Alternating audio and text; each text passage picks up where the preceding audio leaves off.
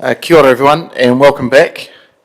Look, just to give you a bit of an understanding of how we're going to track, we'll do a small break at 2:30 and then we'll break for the day at 4 because there's a number of you have said to me you've got to go to things, and that's when we'll adjourn and we'll come back next week. All right, so we're carrying on from where we are. So we're now moving through to recreation and play. So we're going to get off the first page and onto the second page. And we now have a recommendation around, in the drafting of the LTP, the following rec and play programs reduced by 50%. And it's around local reserves at Roslyn Pitt Park, city reserves in the square here, capital new projects, capital new with Victoria Esplanade, sports field improvements, capital new, local reserves, capital new, and swimming pools enhancements for Ashurst. Councillor Naylor, over to you. Thank you. There's not a lot to say about this really, other than it's a pragmatic way to reduce some of our capital spend. These programs were identified by Councillor Harpeter and I prior to the officers doing their categories, but most of these do fall into the category 2. Some of these areas have had significant investment in and the total is 5 million, so reducing these to 50% of each value would be a reduction of 2.5 million. Councillor Bowen. Thank you, Mr. Mayor. I wondered through you if I could ask the officers to comment on implications of halving those budgets. Is there anything we particularly should know? Thank you. Kathy Deaver-Todd, Manager of Parks and Logistics. So they're all slightly different, but if I can just bear with me if I just work your way through it. So 111 and which is the Roslyn Pitt Park. Thank you. And the Victoria Esplanade, which is 1847, this would reduce the scope. So we would do less projects, relatively straightforward. 1845 to Maraea Hine the Square, that's a relatively small program for some improvements that have been identified. It would finish the last line path, which is causing accessibility issues, and address things such as drainage, which is limiting use of the event square, and the fact that the irrigation is quite close to the surface and events quite often put pegs through it. So relatively straightforward things that the community wouldn't actually see.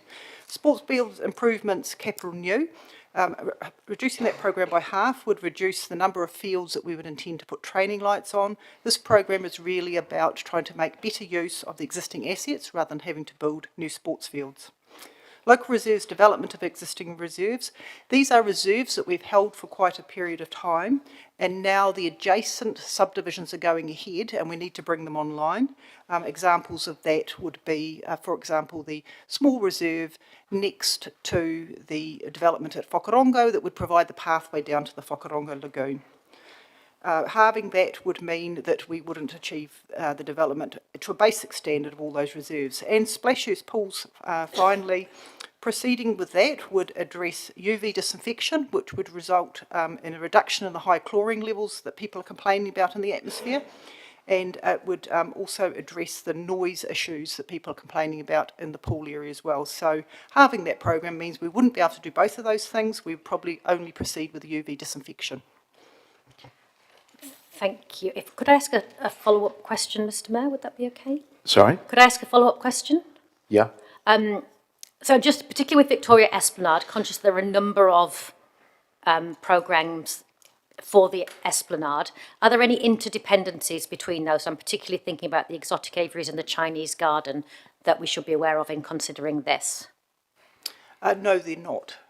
Those two have been so Chinese garden is only at this stage to undertake the feasibility so that the community could fund a Chinese garden. We're not sure whether it's feasible in the Esplanade or where it could be located.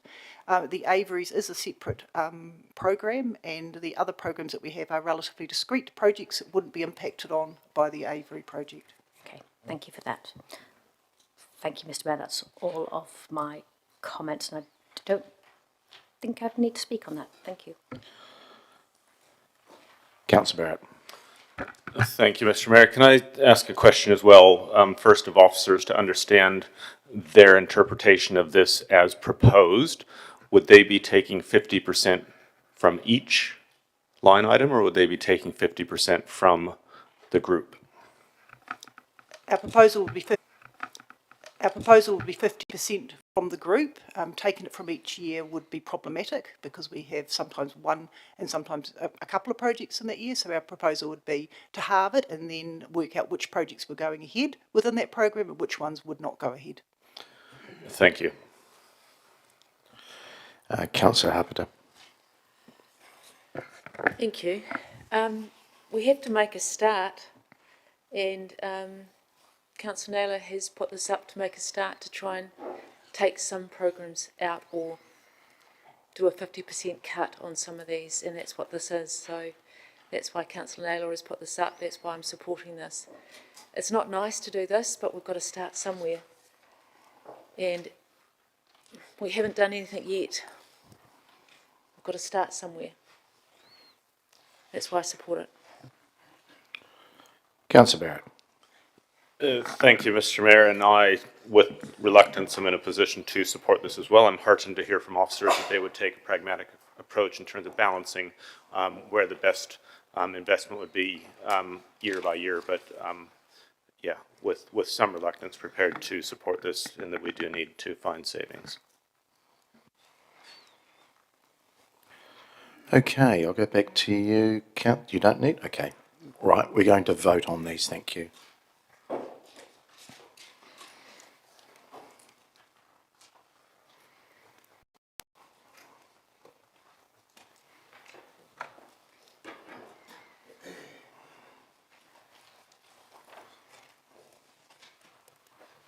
That has passed 15 votes for and 1 against.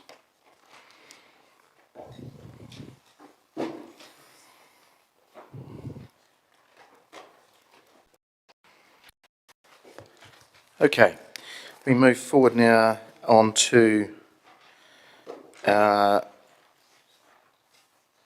G.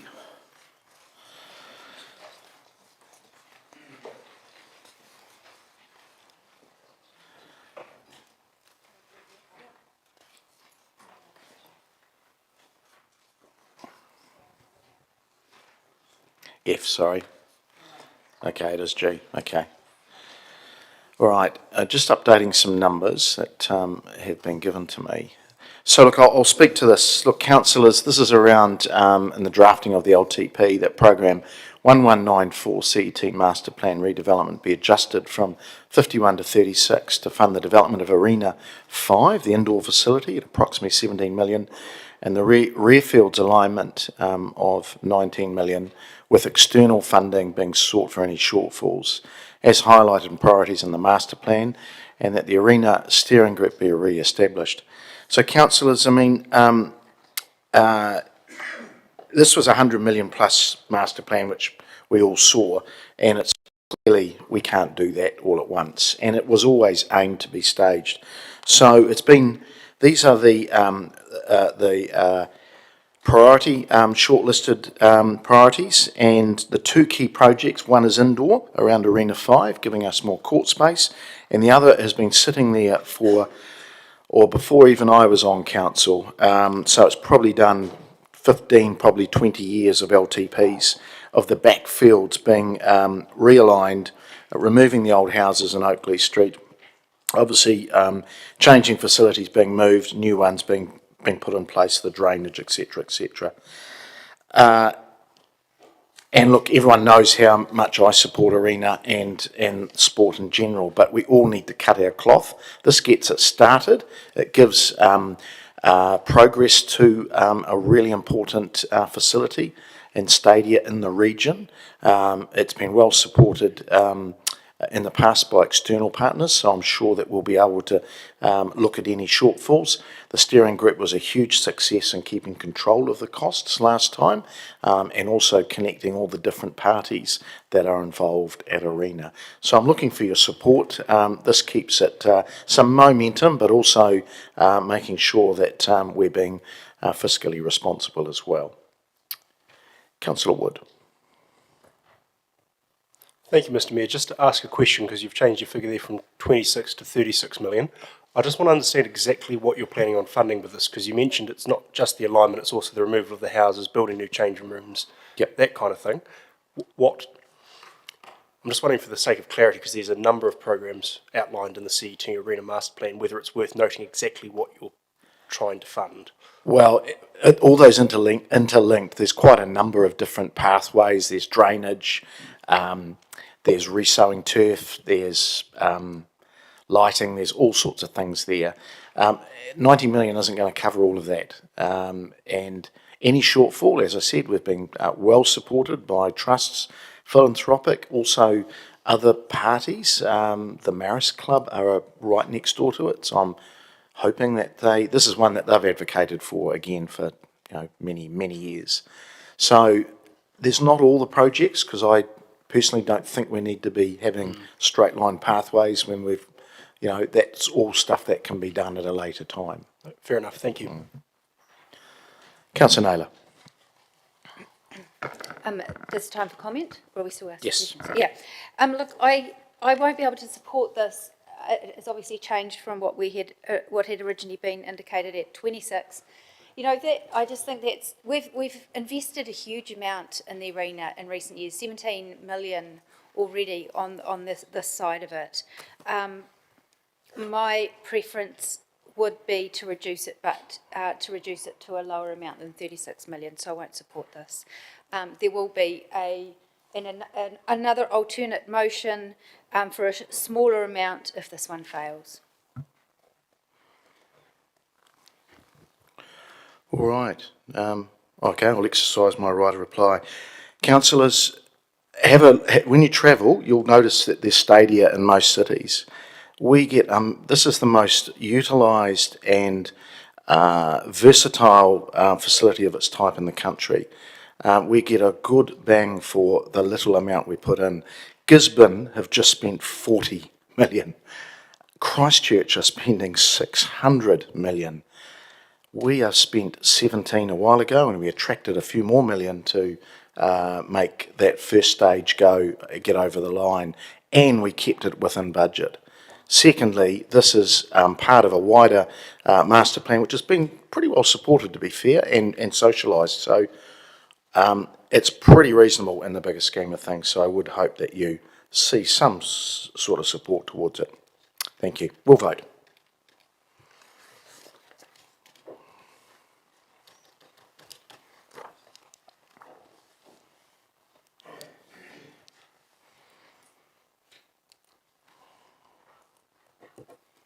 That has passed 14 votes for, 2 against. Okay, we will now move to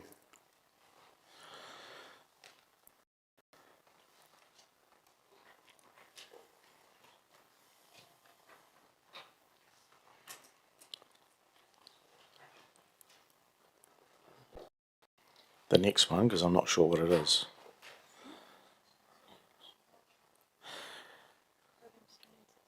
Okay.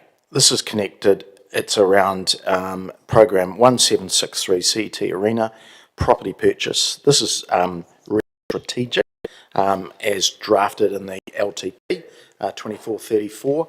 It's around a property that we don't own in Watergrave Street, and if we want to secure the future of this, and I'm talking different later councils, then we should be taking the opportunity to secure these properties, and understand we're in negotiations at a general level with this.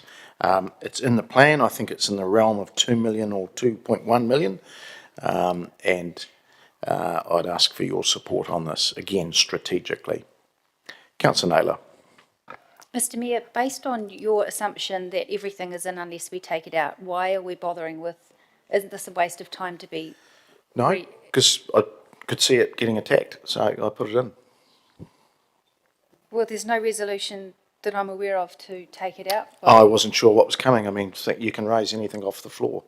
So are you suggesting that anything we want to leave in here, we have to do a single resolution to keep it in? No, no. So I'm just a bit confused as the process we're going through here. If I thought the assumption was everything's in. Everything is in, but if you want to secure something within this, you can make sure it's included. I'm used to things coming off the floor willy-nilly and things getting chopped. And, you know, not everybody discusses everything with everybody else, and then all of a sudden we've got items up that get chopped. So I'm trying to secure a strategic piece of property for the council. Councillor Naylor. Oh, okay. All right, there being no further comments, we will vote, please.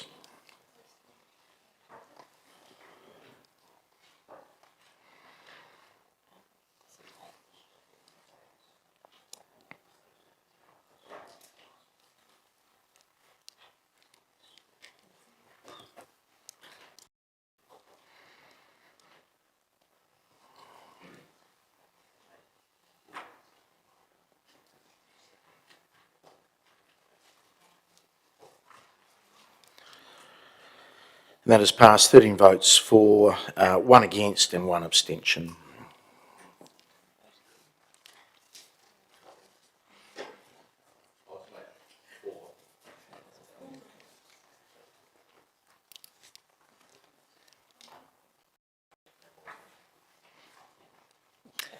Or, yeah, I won't comment, councillor. All right, we go to the next one, which I think is L?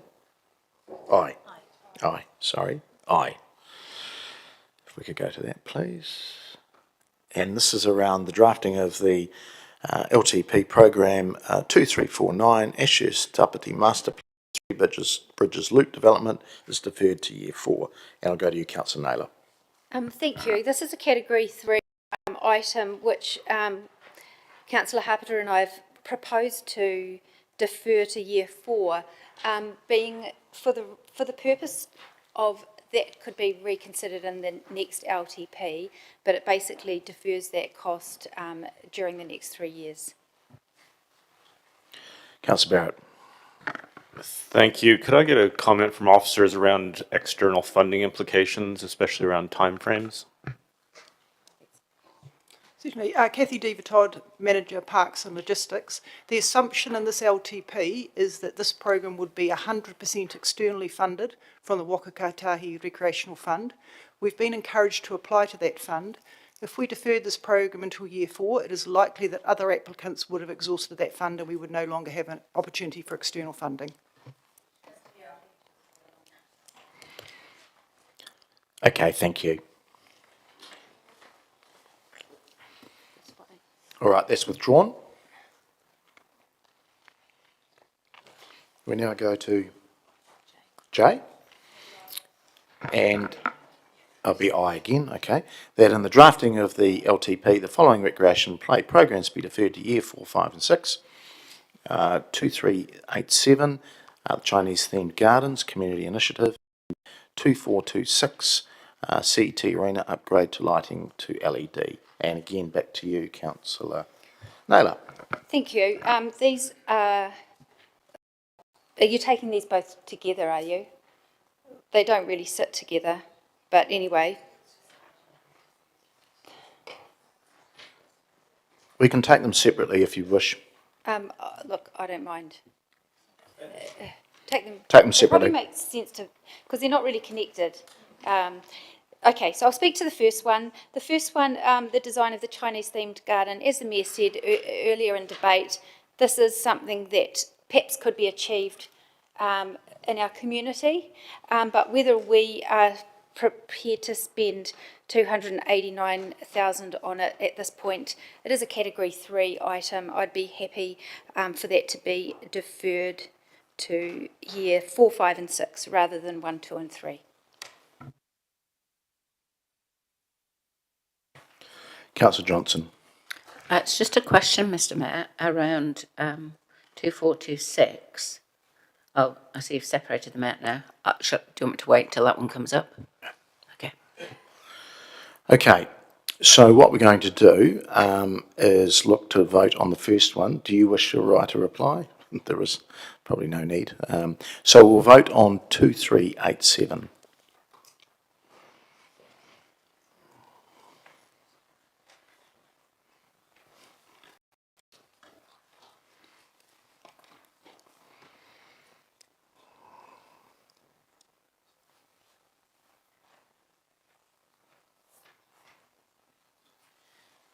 That has passed 12 votes for, 4 against. Right, we'll go to the next one. Let me get that up, which is the CT Arena LED lighting. Back to you, Councillor Naylor. This is really quite a minor adjustment. It is quite a big spend. It's a 4 million spend, but that starts in year 3, 4, 5, 6, 7. So this recommendation is to defer it to year 4, to be starting in year 4, and so that really becomes a consideration to the next LTP. Councillor Johnson. It's just a question possibly to the mover or maybe officers. I'm not sure what advantage there is in deferring things by a year or 2 years. What's the perceived advantage of doing that? Well, if you have an answer, that's great. If not, officers might be able to answer. I mean, I can answer it from my perspective. Really, my understanding of the LTP is that it does lock in the first 3 years, and we review all of that in 3 years' time. So it's keeping it in the plan, but it's not giving officers direction to progress it at this point, that it can be reconsidered during the next LTP, along with other priorities at that point.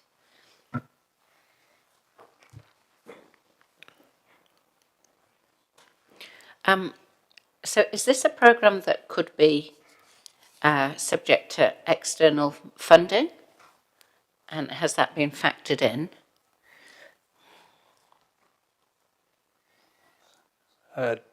Bryce Hosking, Group Manager, Property and Resource Recovery. Currently, there's no assumption for external funding. CET potentially could be a good target for some external funding for that.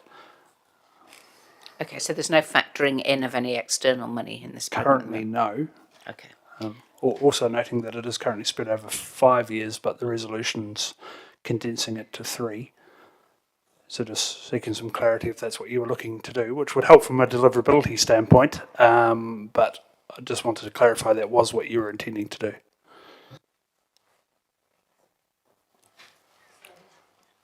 Repeat the question. Well, currently it's spread over 5 years, the program. However, the resolution in front of us is delivering it over 3 years, which will help with deliverability. However, I just wanted to clarify if that's actually what you were trying to do, or if you were just trying to shift it all in its current form by 1 year. Yeah, I was just intending to defer it, so I probably need to add 2 further years to that. Thank you. Okay, Councillor Barrett. Thank you, Mr Mayor. Continuing with questions, do we have an estimate of the operational savings that would be achieved by switching to LED?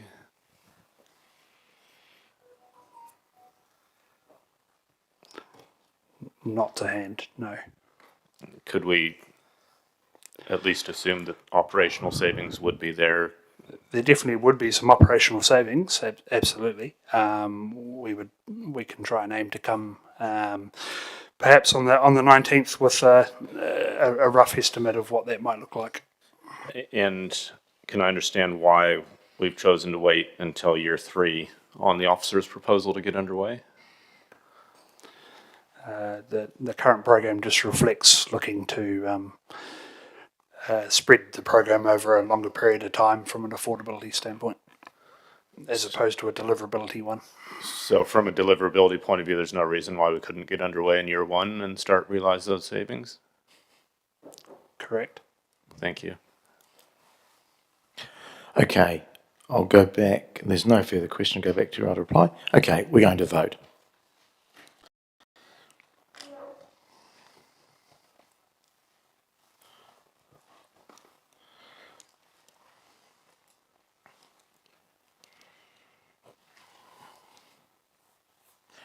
And that has failed, 6 votes for and 10 against. All right, we move through to biodiversity and the river. And we have got K, when we can get K up.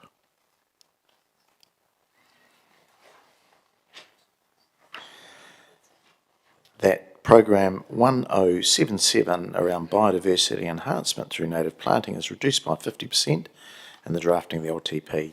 Back to you, Councillor Naylor. This is $329,000 program. It's obviously one that gives significant value. We have invested, we've made a lot of progress in recent years in this. I mean, a reduction would be, this is a reluctant reduction, but it's a pragmatic one in order for us to try and get to where we need to be by the end of the day. All right, Councillor McLeod. Thank you, Mr. Chair. If I may ask a question through you to the officers, just to understand the financial implications of doing this, just to get a better understanding of my voting. Kathy Deaver-Todd, Manager, Parks and Logistics. A reduction in this program would just be a reduction in the area planted, so a pure reduction in scope. Certainly financially, that is achievable. Councillor Johnson. Thanks, Mr. Mayor. I'm not going to be supporting this. In terms of the value that we get for the money that we spend in this area, a lot of the planting is done by volunteers. So it's a hugely beneficial project to the city that we leverage volunteer labour to supply. And we heard from Green Corridors not so long ago about the huge increase in the areas to be planted and about their need for increased funding. And I'd be very reluctant to reduce the budget that contributes to native planting. In particular, the native planting is not just sort of nice to look at, but it supports a lot of our goals around improving the health of streams, in encouraging bird life, and in restoration, basically, of environment. So I'd strongly encourage you not to support this cut. Thank you. Councillor Barrett. Thank you, Mr. Mayor. Question of process, perhaps through to Democracy and Governance. Recommendation A sought to eliminate this program, and recommendation A was defeated. So I'm just trying to understand, are we within standing orders to consider a cut to the same program in the same meeting?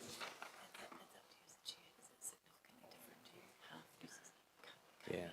So I'm going to allow it because it is different enough. It's significantly different enough. Yep, no, that's fine. Just wanted to clarify that.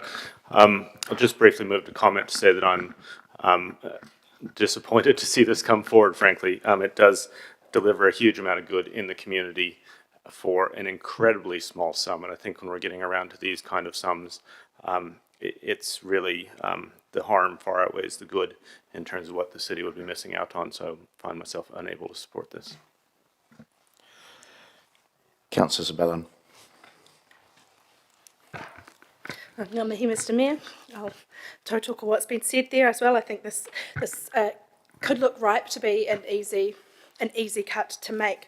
There's so many co-benefits to every tree that we plant here, not just for your biodiversity and the support for pollinators, which in turn supports the very vital food production industry that we have here, but there is the cooling effects that those trees will provide, water absorption that those trees will provide, and ground stability that those will provide. They will also offset emissions that we make and will improve our air quality. So on that basis, I think the benefits are not easy to see, kind of like pipes under the ground, but they are intrinsic and crucial to a stable ecology and for the infill and the increased level of impermeable surfaces that we'll have here. It's really important that we don't slacken off that work at the same time as we increase the concrete and the density of our city for what are really quite minimal savings compared to the co-benefits for every dollar that we spend in this area. And as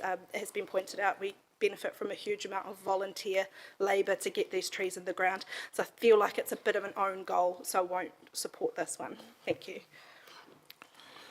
Councillors, I won't support it either, mainly on the, look, as we've heard from our green councillors, the benefits there, and thank you for that, and they are very real.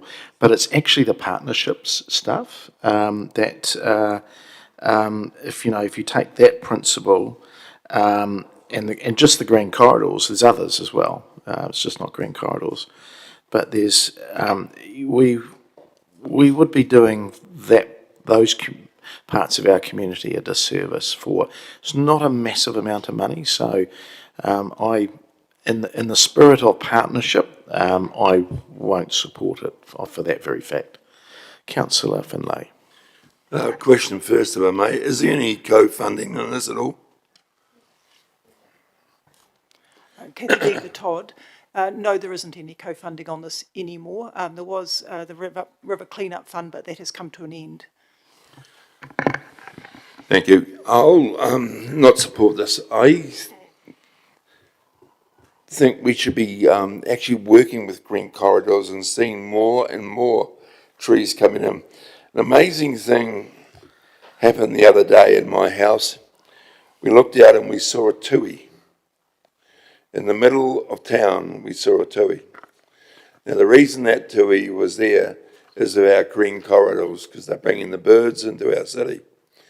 And if you go into the Esplanade and you see all the native birds that are hanging around the Esplanade now that weren't there 10 years ago, you see the value of the trees. So I will support keeping it in, and so I'll vote against this.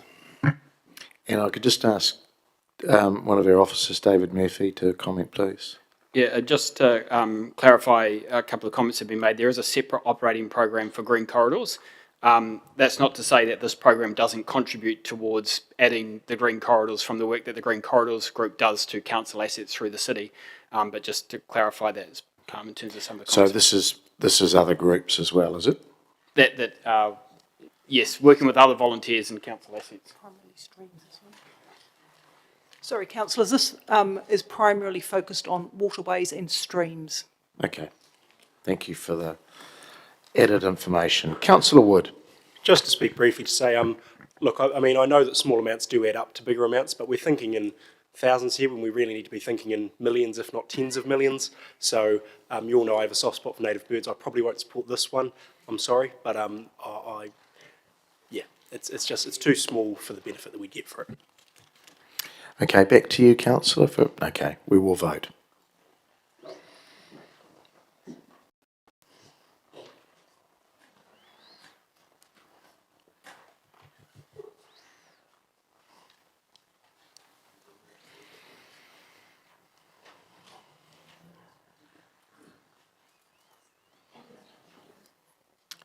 And that has failed. 2 votes for and 14 against.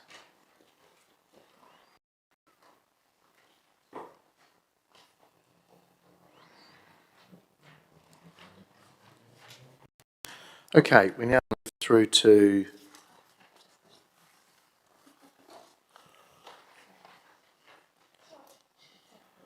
we've lost.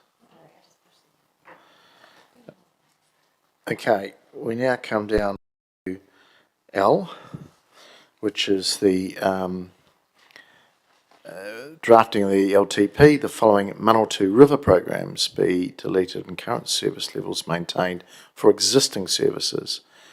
This is around 1435, the waterfront precinct lighting, 1844 around the River Park Capital New, and 1894 around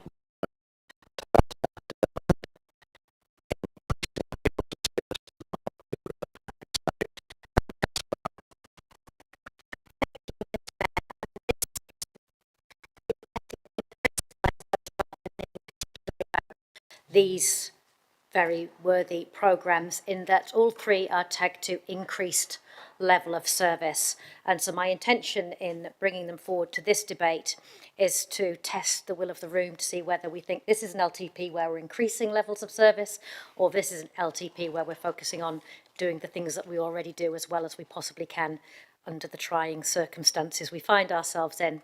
I would recognise that from questions asked last time we talked about this, there is the potential of attracting some external funding to things like the waterfront precinct lighting, but again, that would still require us putting in half the money. And I'm asking the question, is that the space we're in now, or is increased levels of service something we should park for the time being and come back to in the next LTP? Thank you.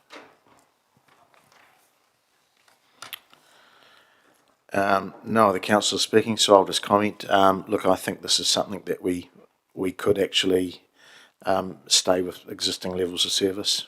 We're in a space where these programs actually are increasing the levels, so I'm more than comfortable with maintaining what we've got first, and maybe these come back at a later date for another look at when we're in a better space.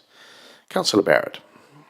Thank you. And a brief question around 1435. My understanding is that the kind of power cables and stuff are in the ground. Is that going to be stable for if we come back in 3, 6, whatever years, or does that stuff deteriorate if we don't finish the project at this stage? Kathy Deaver-Todd.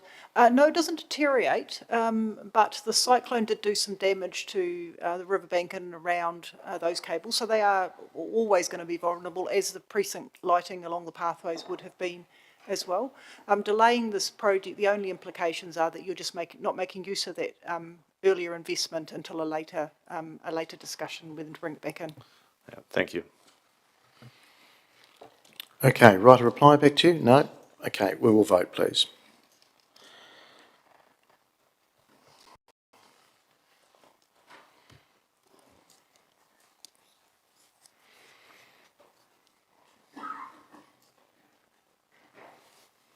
And that has passed 14 votes for and 1 against. No, it's not here.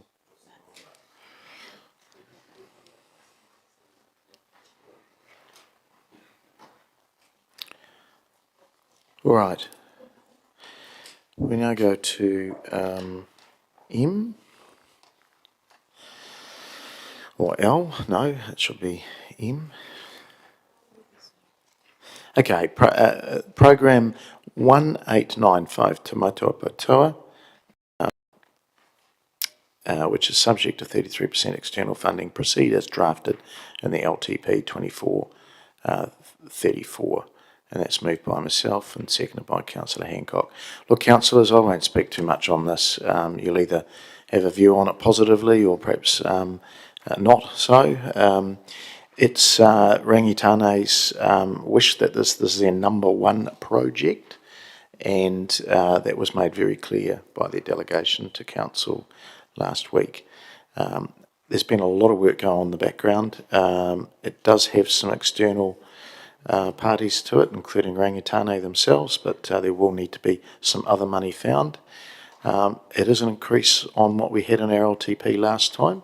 I think we had 7 million, so we're up to another 3 on that. And saying that, this is the ability to pay too of some of our partners.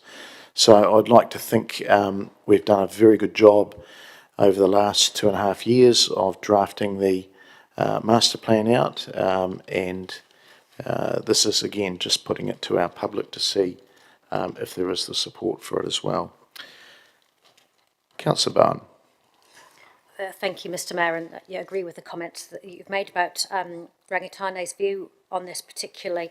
I think my reflection in our previous debate was that this project as a whole hadn't come through council. We've not really had the opportunity to debate not just the wish to do it, which is clear from our partners Rangitane, and I think the will of this council from discussions that we've had informally. But we've not talked about the quantum of funding. We've not talked about the nature of that project, and so I'm proposing an alternative amendment an alternative recommendation should yours fail, that we look at advancing this programme with our support, but seeking a greater proportion of external funding. The figures that were presented at our last meeting were $2 million from Rangitane, 3 million external funding, and $10 million from council in quite a short window of time. Plus, council also has the Cliff Road roading project, which would need to go ahead in parallel with these projects in order for one to give effect to the other. So council's funding is going to be in excess of 10 million. I think Cliff Road was 2 million, but I might have that wrong. And so it would seem to me that to increase the amount of external funding that we seek is pragmatic. I'm likening this in my thinking to the approach we took when we built Wildbase, which was another partnership project with Rangitane, where we sought, we took a third approach, and that was not easy. I wouldn't pretend it was. I was involved in that project all the way through, as were you, Mr. Mayor, and you know it was hard lifting to get that external funding. But if a project is strong, then we can get there, and I believe in this project, and I believe it's capable of attracting this kind of external funding, and we won't know unless we go out and ask. And if we can't get it, then it will come back to the chamber, and then we can think again about whether we go back to 1/3 external funding. So if this fails, I'll move the alternate. Thank you. Councillor Hancock. Thank you, Mr. Mayor. I'm obviously going to support this. Te Motu Poutua, also referred to as Antique Park, which is a nod to our soldiers past, and also colloquially referred to as Pork Chop Hill. This site has enormous cultural significance, obviously, for Rangitane, and it is probably our most prominent promontory in terms of a landmark that overlooks Palmerston North. It's a site that has enormous investment potential for the city, but in the past it has been left very much to lie dormant and in waste, and a site of antisocial behaviour and, to be frank, a bit of a rubbish tip. The CEPDED principles apply, that's crime prevention through environmental design, and that if you actually have a capable guardian on a site like this, then of course that will actually discourage disorderly behaviour or crime. And I think probably the last point I really want to make is that in the days that we are in presently, it's very important that we are seen to stand by Rangitane. So I urge you please to support this. Thank you. Mr. Mayor. Councillor Naylor. Thank you. Look, this is a really difficult one because, you know, our iwi partner have expressed their aspirations in this regard.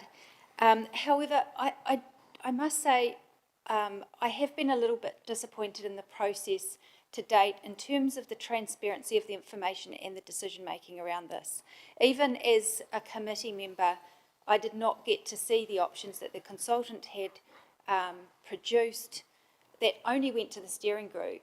I only got to see that through a councillor help query to ask for that. It never came to council other than to note the report.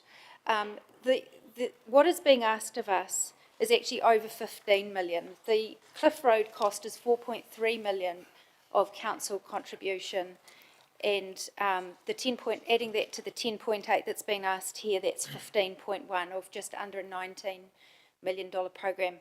I guess I just don't feel like our community can contribute 15 million at this point. So I won't be supporting this, but will be supporting Councillor Bowen's alternate, which still means, you know, including Cliff Road, that it would be around half or even a bit more than half that we would need to come up with.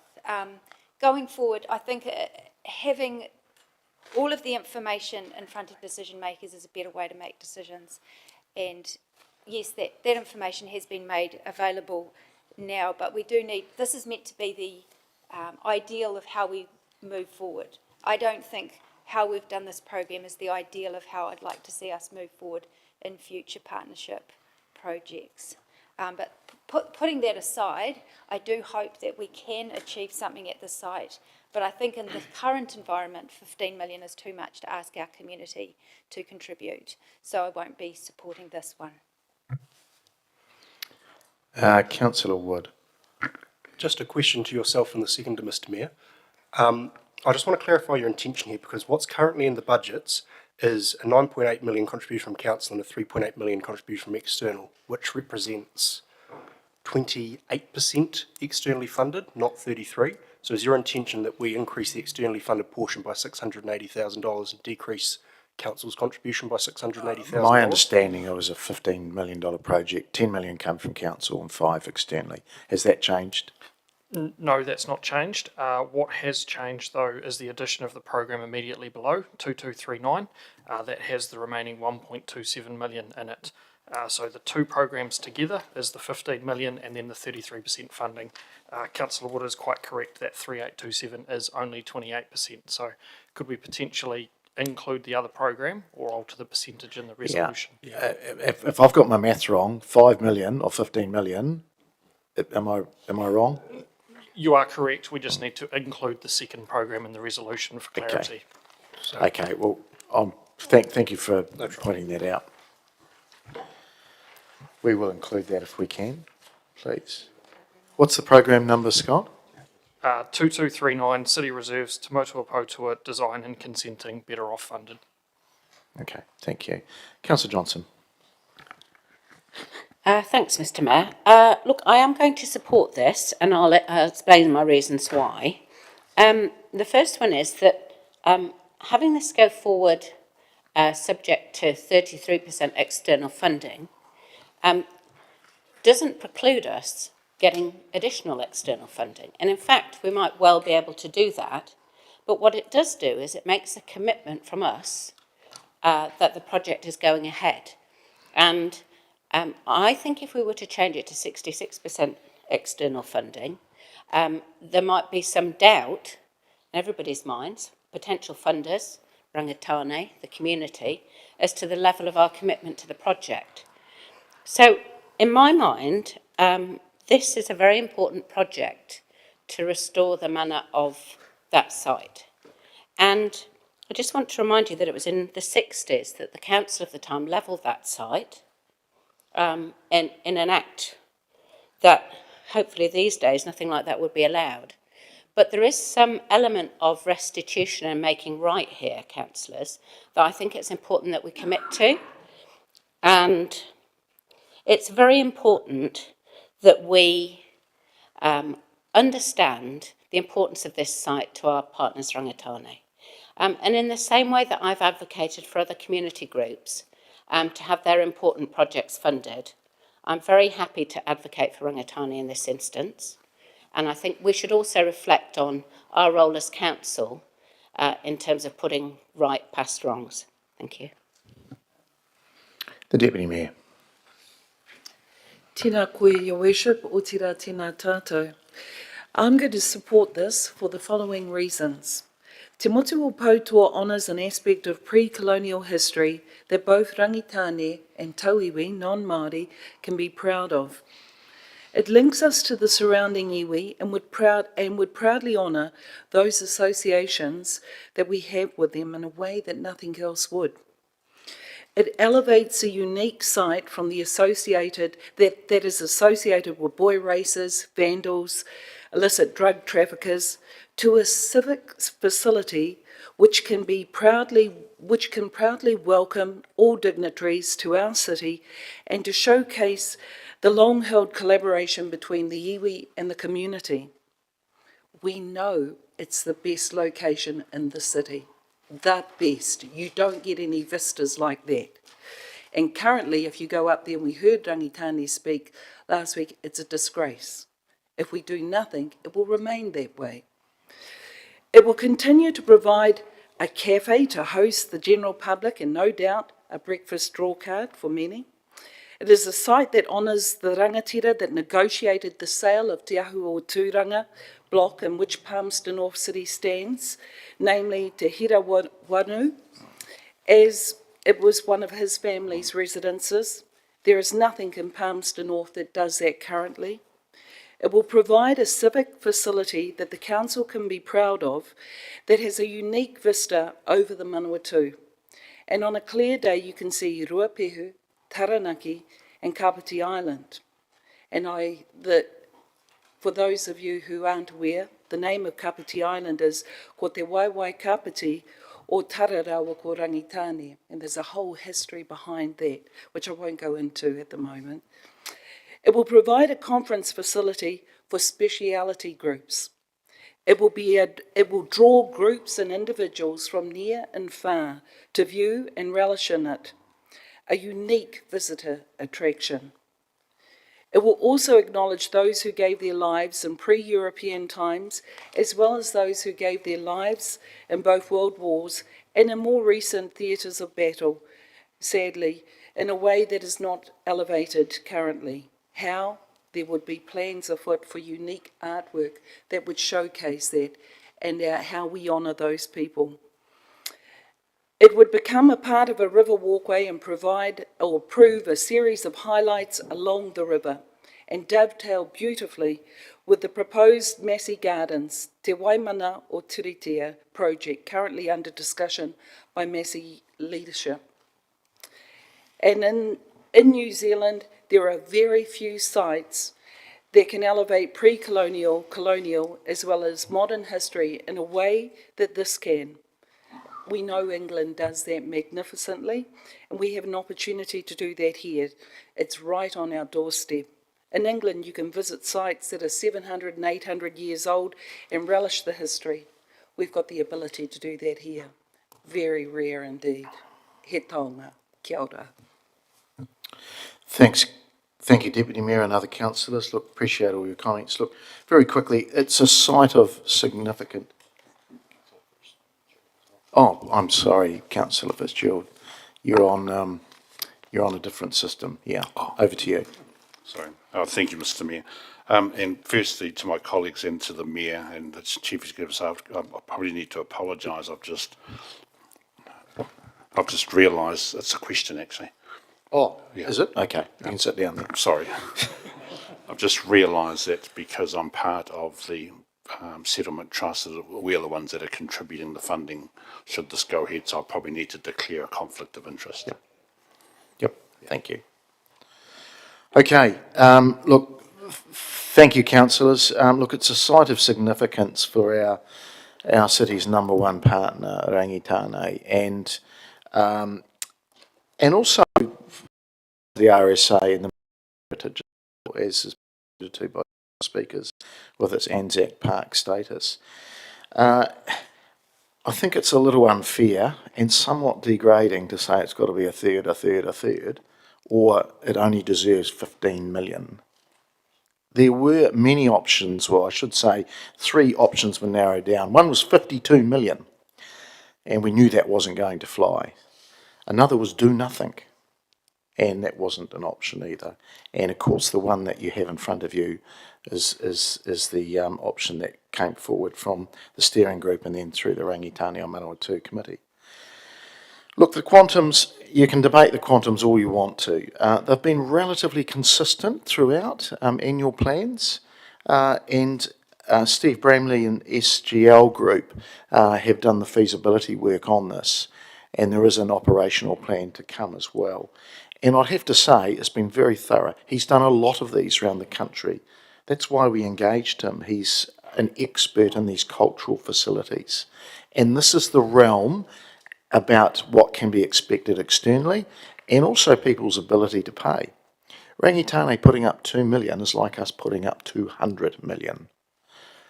It's the ability to pay and also what is really achievable in terms of external funding. So is this a good deal for the city? Is this a great partnership with our number one city partner? Absolutely. So please, councillors, I hope you can see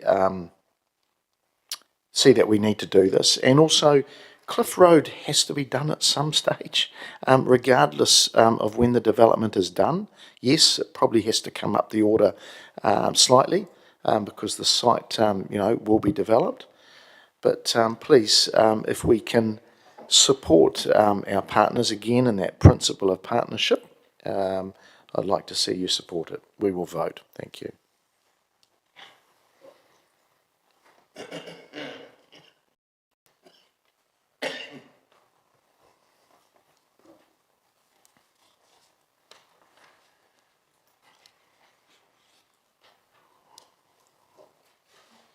That has passed 10 votes for and 4 against.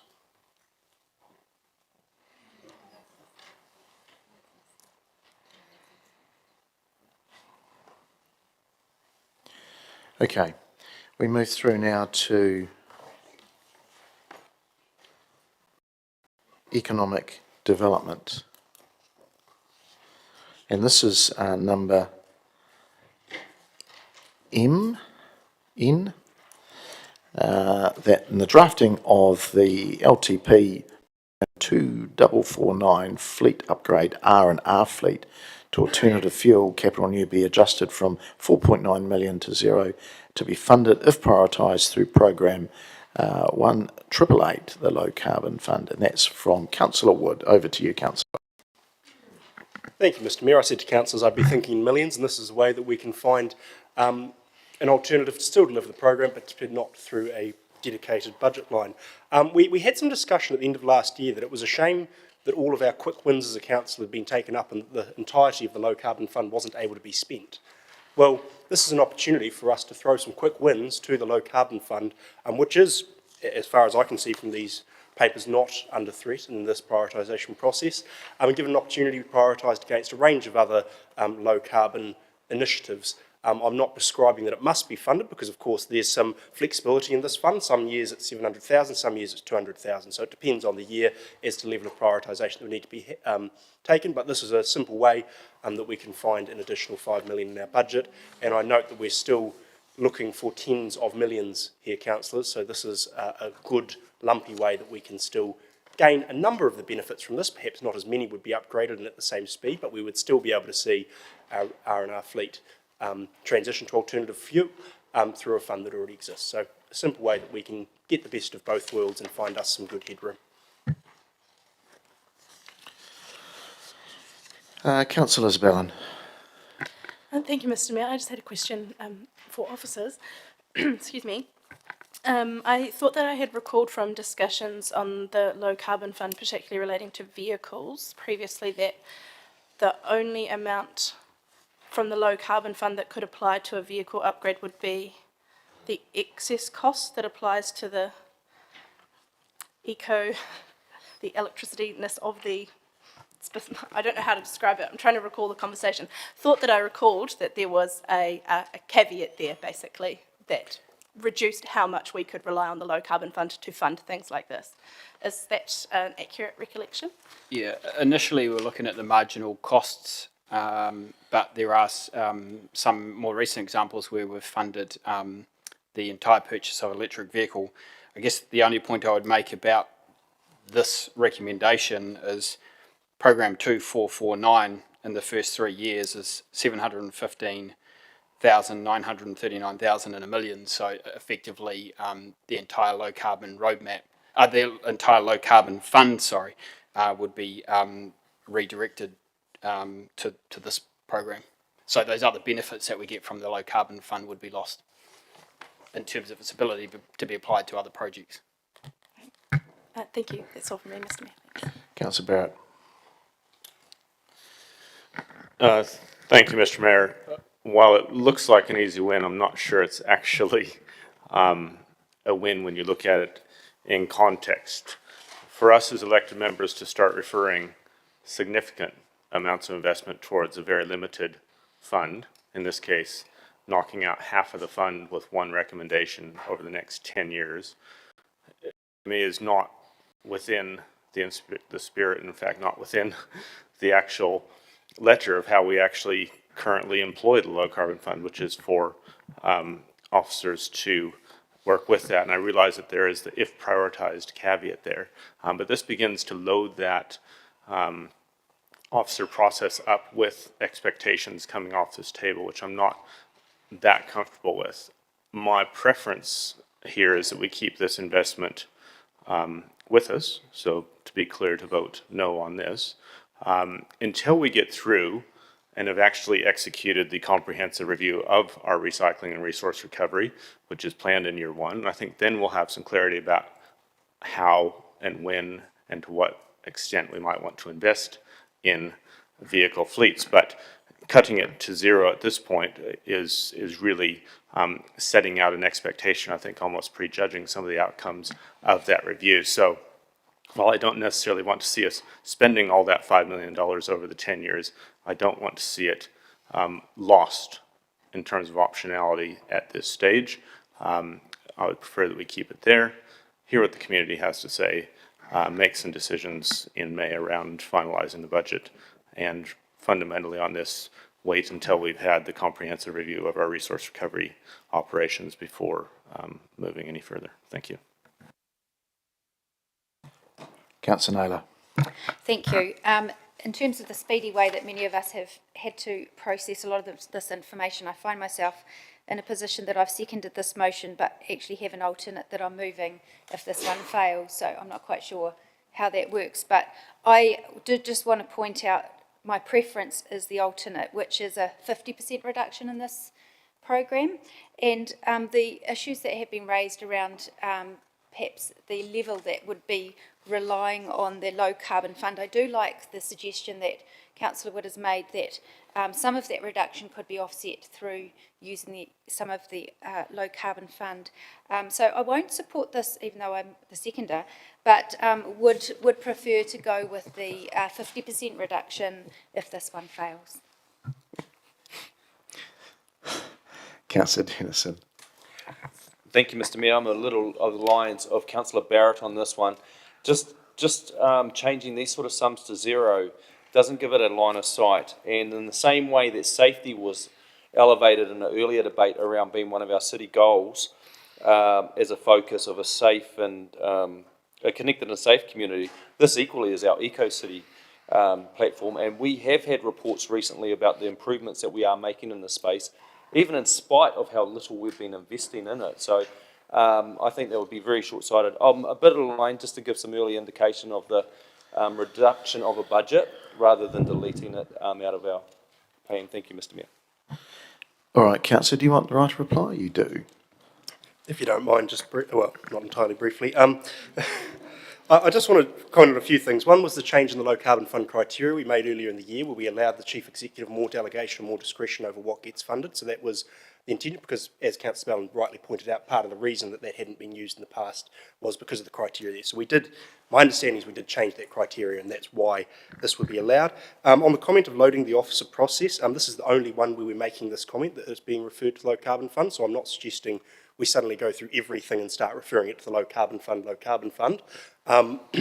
And I recognise, much like what Councillor Naylor is trying to do with her alternative, is that this doesn't mean that the full 4.9 million gets loaded into the low carbon fund. It would have to go through a prioritisation process, and quite likely not the full 4.9 million would be funded, but potentially more than if we went with an alternative where we cut it simply to 50%, to Councillor Dennison's comment that, you know, well, I don't want to have no line of sight over this. Well, this is giving it line of sight to be prioritised through the low carbon fund. So I'm not suggesting we just cut it and do nothing with it. I'm suggesting that we reduce it and refer it to that fund to then go through the appropriate prioritisation process there. And just finally on the comment of our city goals, we have a goal of being a creative and exciting city, but we cut the CET and arena budget by tens of millions. I mean, at the end of the day, every single item in these budgets refers to a city goal in one way or another.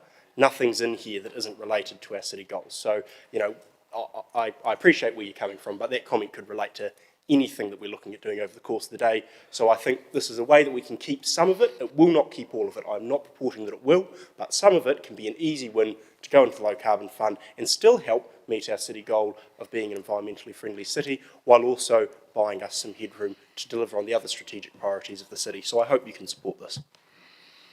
Okay, councillors, we will.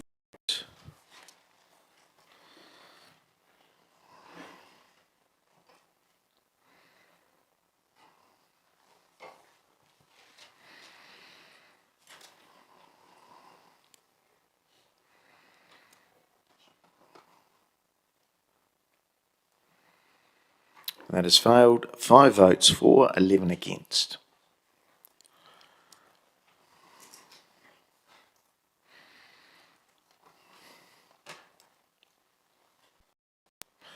All right, we now move to M. Or N. And this is around the drafting the LTP plan. The following economic development programs are addressed by 50%.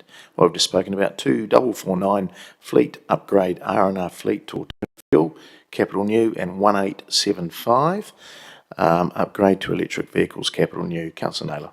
Thank you. I'm presuming everyone's happy for these two to be together. It is $7 million in our program. They've both been categorised as Category 2 programs. They're a good thing to do, but once again, I think we need to do it at a pace that our community can afford. So reducing those by 50% would save a 3.5 million. Thank you. There are no further speakers in the queue. You don't need a right to reply. We will vote.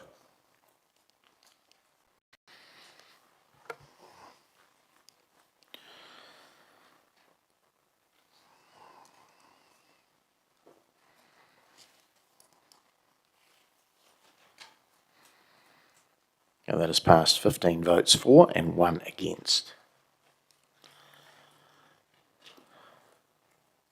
All right, we'll move now to housing.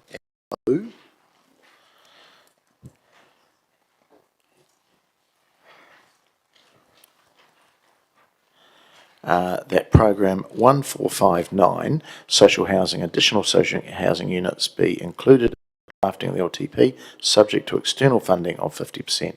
Councillor Naylor. Thank you. I think social housing, new social housing is something we're all pretty unanimously in support of, and hope that continues even in financially constrained times.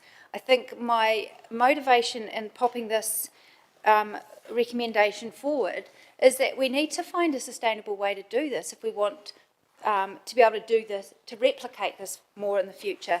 And we've already had some good conversations at committees about partnerships with other community groups, with how we can access external funding into some of these developments.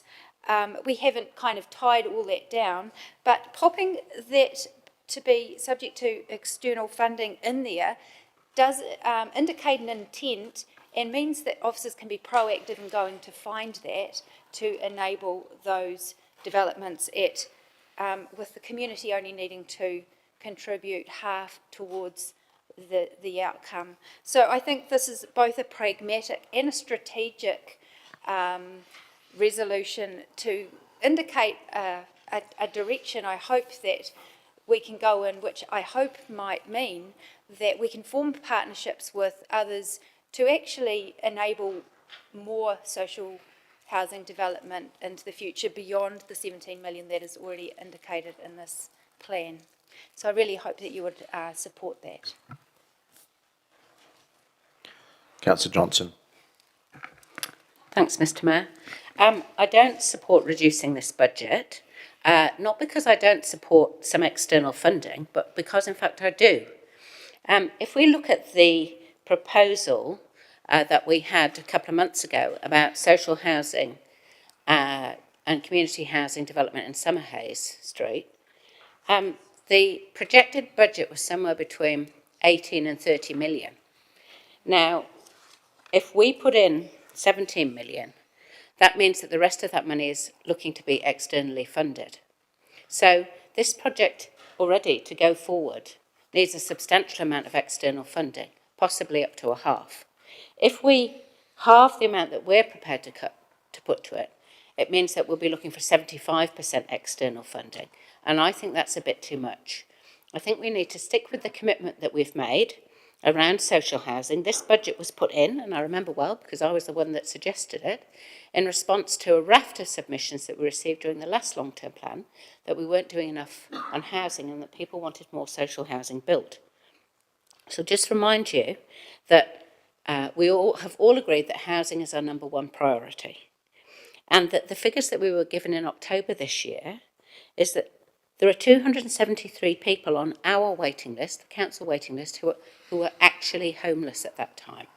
570 people in total, and 623 people on the MSD housing list. So there's a significant need for housing. And my fear is that if we reduce the amount that we're putting in even further, we won't be able to progress this project, and it will slow down the delivery of housing. So I would encourage you, please, to support what's there already. I haven't asked for any more, which you should be grateful for. And I'm happy to consider external funding for this project. In fact, the fact that it isn't mentioned in the budget line doesn't mean that it can't happen. The Chief Executive informed us last week that an expression of interest was being put out around looking for partners at every level in this kind of housing project. So not specifying external funding right now doesn't preclude staff from going out to look and being proactive. In fact, they already are doing that. So I'd encourage you, please, to just leave this budget here. We're already going to need to look for partners. We've accepted that, but let's make it a realistic look where it's a 50-50 rather than a 25-75. Thank you.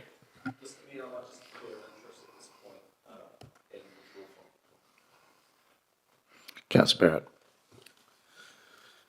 Thank you, Mr. Mayor and colleagues. Just to briefly contribute to this as well, I find this proposal a bit troubling on several grounds. One is I think it does bring an element of uncertainty into this space, and it's one where I think we are favoured by council as having as much certainty on our side as possible, so that we're in a position to deliver housing as effectively and efficiently as possible. And so, yes, while I like Councillor Johnson, and to be fair, Councillor Naylor, want to see external co-investment here, I don't think that we should be as specific as to make it subject to. And I also, in terms of Councillor Naylor's comments in introducing this, I don't think we should set the precedent at this table that unless we're explicit about co-funding, the Chief Executive isn't out there looking for it. Just, for the record, you have carte blanche. Anytime you want to go find us some co-funding, you go for it. External investment, we're all in for it, okay?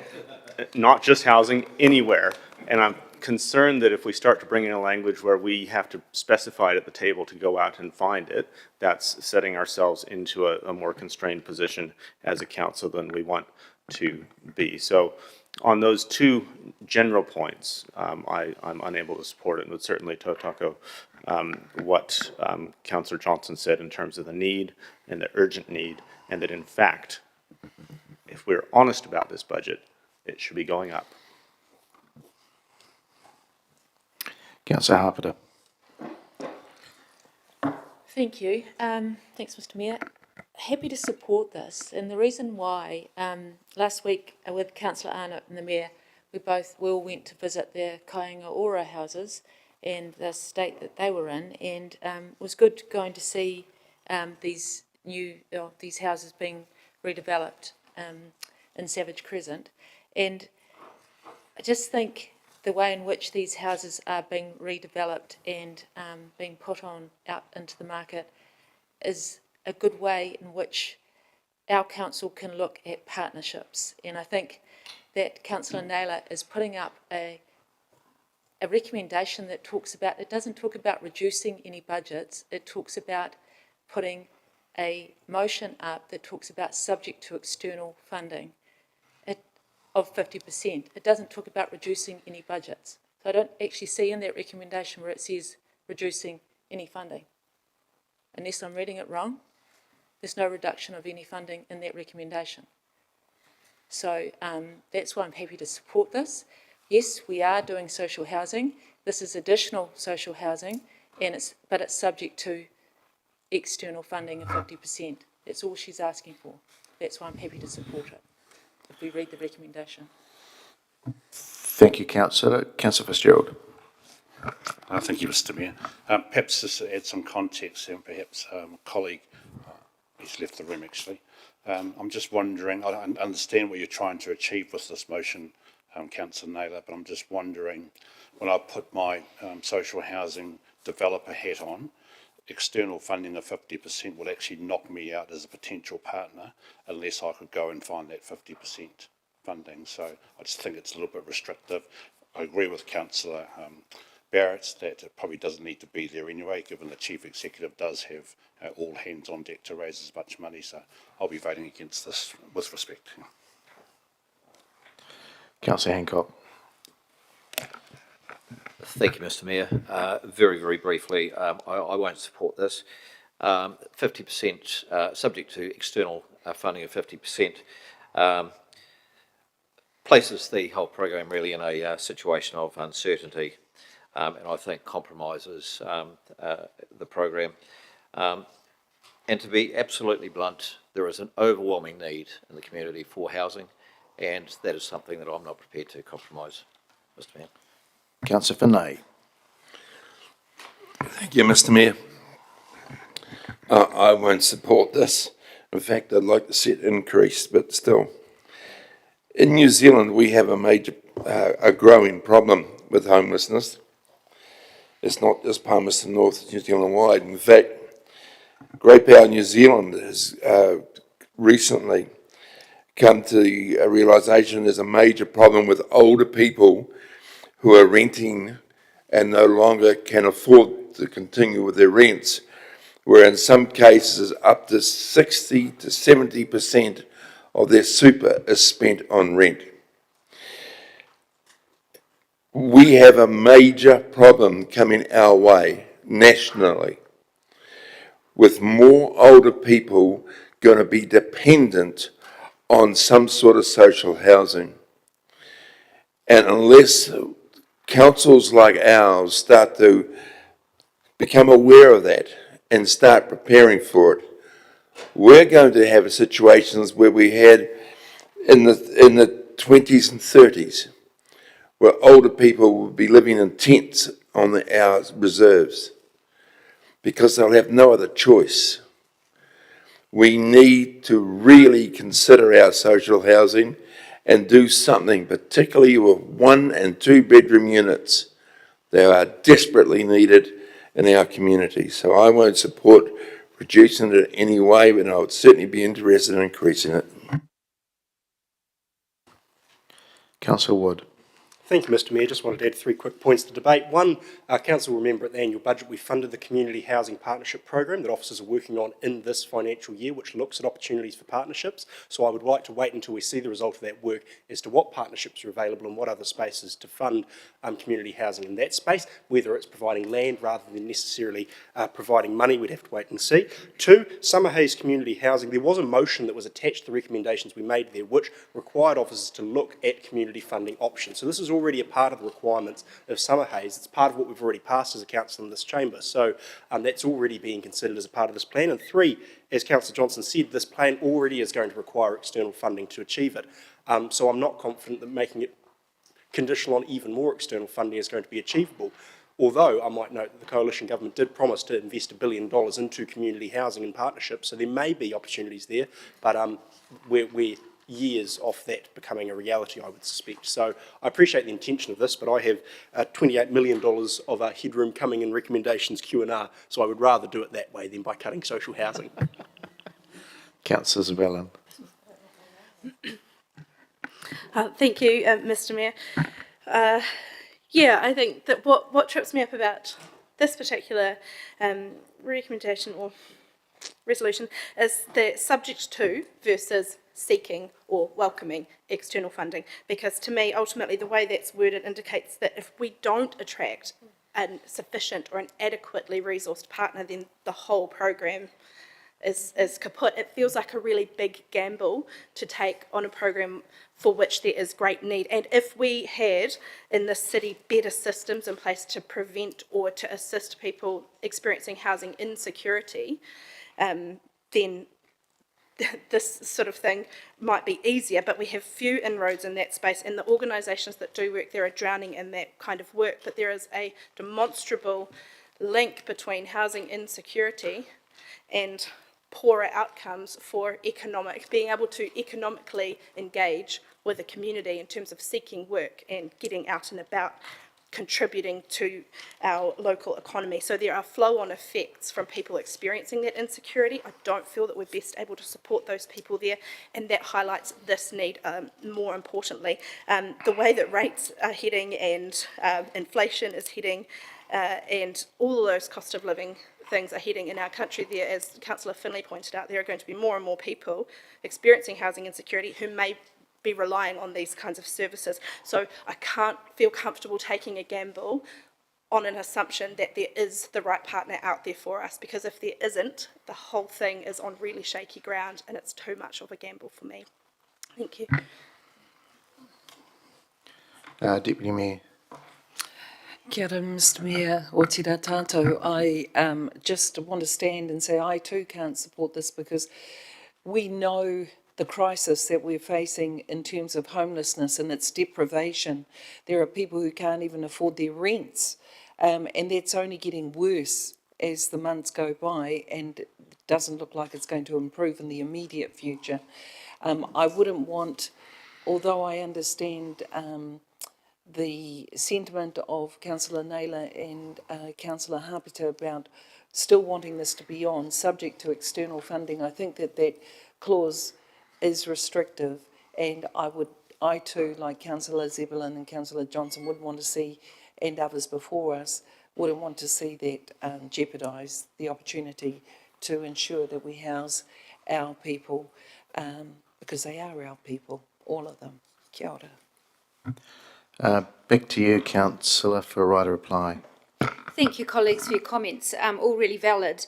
I think really to reiterate, the intention of this is acknowledging the huge need in housing, and I think we're all in agreement on that. There's no dispute on the need for us to be able to contribute to, helping in that space. But at the moment, we do not have a financially sustainable model to do that. And I acknowledge that some of that work is in progress, and I look forward to seeing some of that, the outcome of those reports. I mean, perhaps the wording could have been better in this. It was really in terms of seeking external funding or, external partnerships or funding. I mean, external funding can come through partnerships. It wasn't external funding or partnerships. I mean, I think the two are quite intrinsic. I can read the room, I can see where this is going, but just did want to clarify that I was not suggesting any reduction in the budget. It did go from 7 million to 14 million in the last LTP, and it has increased to 17 in here, and I wasn't suggesting that to be reduced. It's just more about getting more external funding and seeking that external funding to assist our way forward to be able to do more. What we've seen in reports to date, it's a very high price per unit, and I think we need to think outside the box to look at how we can do that so the significant weight is not all reliant on ratepayers to fund that. We do need to look at different models, and perhaps that won't be today, but perhaps that's something for another day. Okay, we will vote.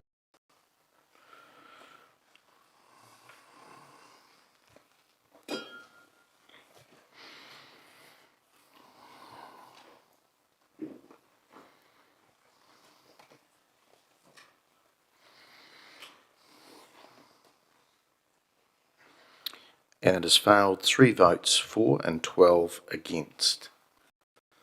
All right, we're just going to have a short break, people. So we'll be back in the chamber at 10 to 8 minutes to trying to give us a little bit more coffee time. 8 minutes to 3 to be precise.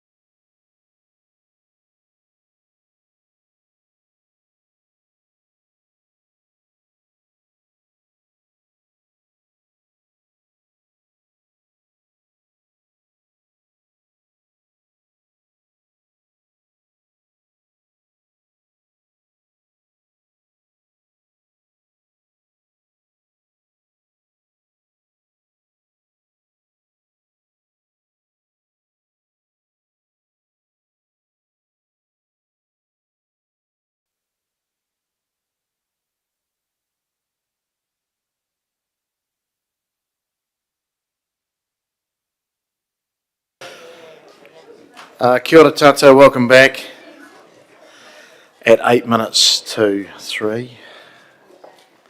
Okay, we're making good progress, people. Keep the energy up.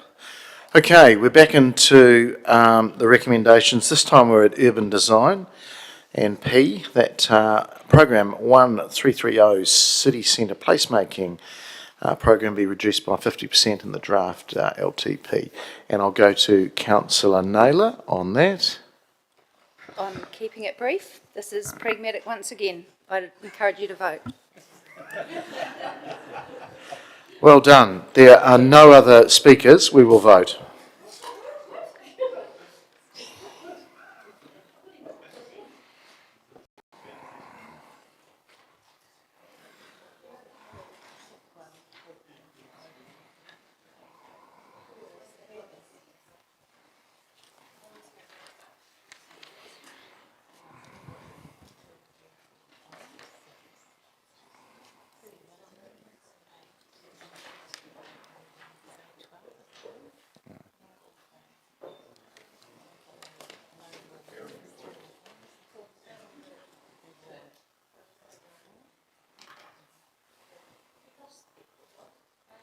And that is passed, 9 votes for and 3 against.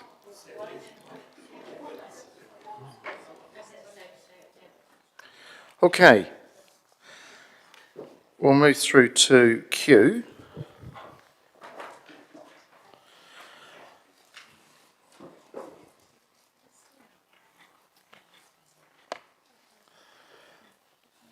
And we'll get that up online, please.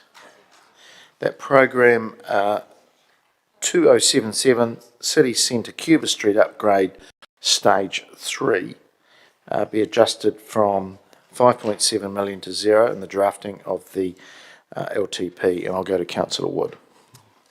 Mr Mayor, I was Q and R together as discussed. Yeah, you can. I'd prefer them separated myself personally, but we can perhaps speak to them together. Well, I'll speak to both of them now and then I won't speak on when we come to vote on the second one.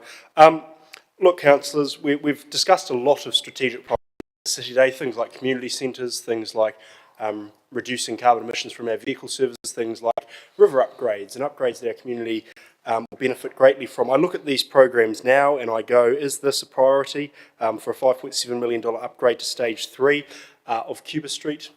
No, it's not. I look at city centre streets for people to spend 22 million, noting that the other 22 million for this program sits past year 10. So this is not just 22 for the whole Streets for People program in the city centre. This is 22 just to do a few sections of it.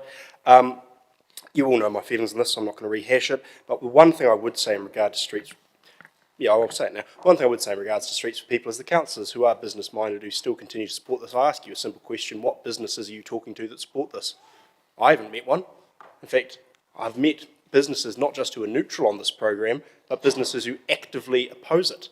I'm yet to find a single commercial operator in the city who supports this program of work. Perhaps it was well-intentioned originally. Perhaps when this was originally brought into the chamber, it was going to be beneficial for our business and our commercial community, but that certainly isn't the reality that we're seeing. When we're trying to find tens of millions of dollars in our budget, this is a program that doesn't have to happen, and this will buy us, recognising that there is a portion of partnership funding in here from NZTA Waka Kotahi, that there is, this will pretty much get us to where we need to be, is my understanding. I think we're looking for about 15 to 20 million.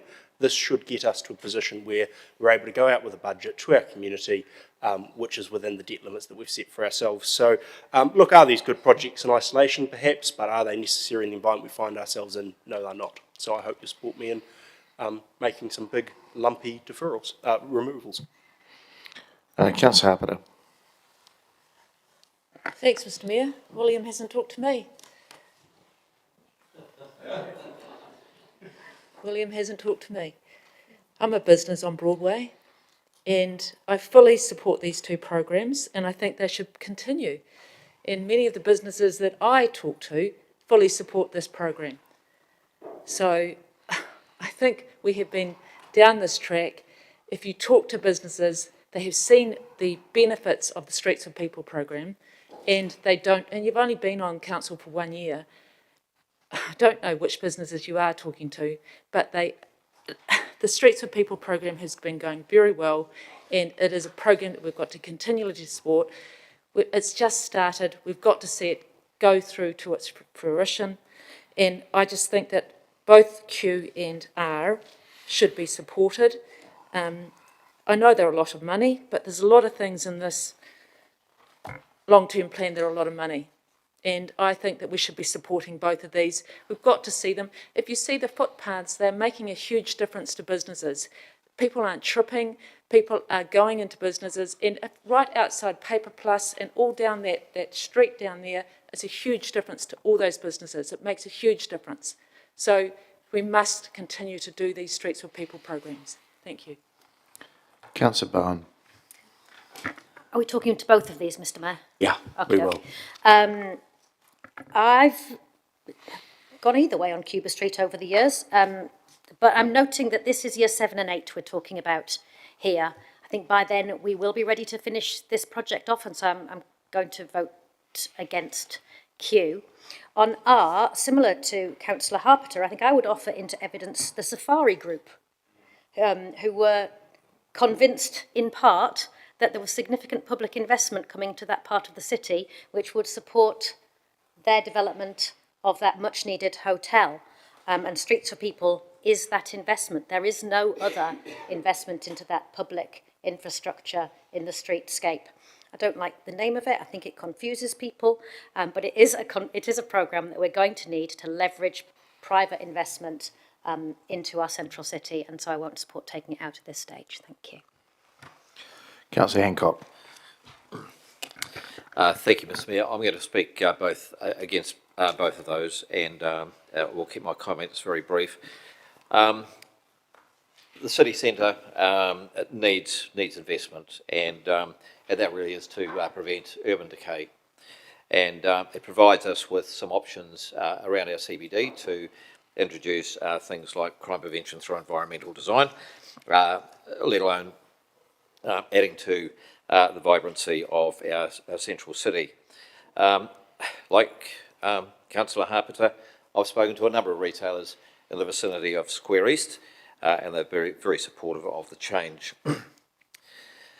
The investment is needed to keep the city centre vibrant, and in terms of Cuba Street, what was the point of doing the CET Arena and part of Cuba Street and not connecting the two? So I think we need to reinvest there. Thank you. Councillor Naylor. Thank you. I just want to make a couple of points. Firstly, I want to make the point that no matter how long you've sat around this table, your perspective is valued. And I think 1 year, 9 years, 20 years, we all listen to the community, and I think it's valid for any of us to bring that perspective to the table, and it should not be disrespected. In terms of these programs, I will be supporting, seconding and supporting this, and I'm not going to say that they're not of value to some people, but I feel that the level of investment is disproportionate to the level of benefit, particularly at a time when our community is struggling. And I've talked to many people. Some of them do think it's nice, but when you tell them what the price tag is, they're absolutely shocked. And I think I think there are just other priorities. If we have got money to spend, this is not where I would suggest spending it. I mean, I've not supported other programs, but I would support them in favour of doing up the footpaths. So I'm 100% in support of us deferring this. If we get this wrong, our community will tell us. But we've got to test the waters, and certainly if you look through the program, some of the big items in here, yes, I can't argue with you that some of them are of huge benefit to the community, social housing, community centres, other things, but doing up the CBD, I don't think it's too bad already. I'm quite comfortable walking around there. Lots of people are. People come to our central city. We don't have a problem with people not coming because it's not nice enough. So, yep, I'm very much in support. I'll just quickly comment before coming back to you, Councillor. Look, I can see where we're trying to make some cuts, but I'm not going to support them. And I'll just make a couple of comments, again, around partnerships. And, there's the bid. There is businesses, and look, I think there will be some businesses that don't think it's very, very good spend, or if you ask leading questions, yes, you might get the answer you're trying to seek. But really, in the bigger scheme of things, you do need a vibrant city centre. You get judged by your city. Oh, you've got a, effing crap something. I mean, our city centre does need improvement. Try walking around the square, or Te Maraehine, on the footpaths. They are 38 years old. They're done with concrete, pebbled concrete. Half the pebbles are gone. Ask a woman walking around in high heels. It is hard work. You certainly get a workout, that's for real. But look, Councillor Hancock talked about the environmental design as well. This whole debate went on when the square was redone, and by gosh, that council, they put up with a lot, but they did produce something that was, well, in my opinion, world class. So there does need to be some work. The only thing I would say is, and the amenity level obviously will be better, and that does have a flow on for our hospitality sector. Safari Group are coming, and there'll be others. I'm sure there will be others. But I would ask the CE and officers just to have a relook at the scope, because I do know internally that some things aren't broken. And what I mean by that, trees and some infrastructure isn't totally broken, but that might make the dollars stretch a little bit further as well. But do we need to invest in our own CBD? Absolutely we do. How are we going to get a city development partner to come in here if we're not prepared to do anything on the on-street, the footpath side of things? So look, I get where the councillors or the councillor and the seconder are trying to make some cuts, and I appreciate that. And look, Cuba Street is way out, as Councillor Bowen said. So I would be, if there was one I was going to choose over the other, definitely the city centre needs to be done. Absolutely needs to be done. Again, for all those reasons I said. And Cuba Street is towards the latter end of our LTP, so things will move around a bit, and by that time it'll definitely need doing. It needs doing now, it'll definitely need doing in about 8 years' time. So I'm unfortunately not supportive of this, and I'll go back to you, Councillor, for right of reply. Thank you, Mr Mayor. I thought I'd start by setting the record straight. I've been here for 1 year and 2 months, just to be very clear. Just in case there was any confusion in the room. And you have got me there, Mr Mayor. I haven't walked around the square wearing high heels, but what I have done is walked around the square east and spoken to every single one of those businesses in the area that's been so-called upgraded. And not a single one of them said that they supported the program. And in fact, I didn't ask a leading question, as was implied. I said to them, what do you think of the upgrades that you've had? Because I asked an open question because I wanted a genuine response. If somebody said to me they really supported it, I would relay that to you in the chamber here. But I visited Paper Plus, Rembrandt, Backdoor, The Watch Shop, and all of those businesses along that section of the road. And what did they say? Did they say they've seen great value out of the upgrade? Did they say there's been a massive customers walking through the door? No. They said the removal of parking, the removal of the right-hand turn bay has made the road inaccessible and difficult to use. You know what else they said?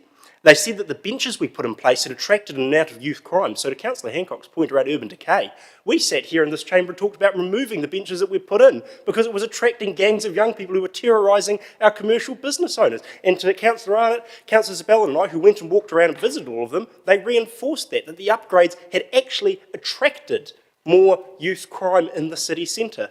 So I'm sorry, councillors, we're clearly living in different worlds here, but all the feedback I've had has been overwhelmingly negative. To Councillor Harper's point around Broadway, it actually cuts off at Princess Street on Broadway, so it is a different section we're talking about here, but I cannot understand how any councillor can see the removal of 60 car parks along one of the most busy urban food areas of our city as good for business. I just can't see it. I'm sorry. And I don't hear that in the community. I don't hear that from the businesses who've been in these areas that we've upgraded. So we shouldn't do this. I mean, we can do it. Obviously, you can vote to keep this money in, but we shouldn't do this. And as I said before, this is only 22 million of a $44 million package. So this isn't even to do the whole thing. This is just to do little bits of it. So I'm not You know, it's not, as the Mayor said, that we're just trying to find little cuts here. I'm trying to balance the books. I'm trying to get it so that we can afford to deliver on the strategic priorities of our city, that we can afford to do our libraries and community centres and other meaningful programs. And is this where we need the investment? Is this what our community and our businesses are asking for? No. So I hope you will support me in both of these programs, but particularly in around Streets for People. Okay, councillor, do you want to take them together or shall we do them separately? Okay, so we'll do Q first and we will vote, please.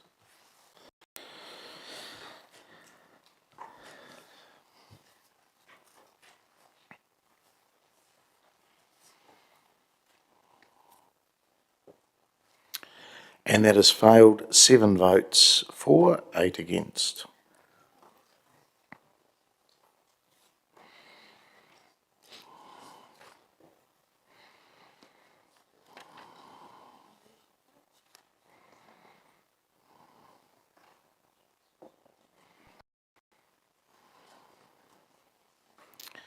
All right, and we'll go to R, please.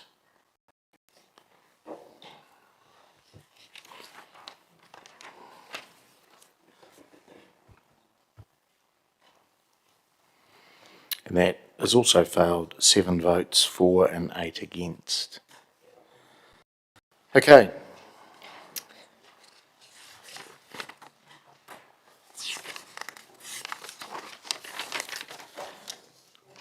We now move on to S. And we'll come back to that because he's not here. We'll go to T, which is waters.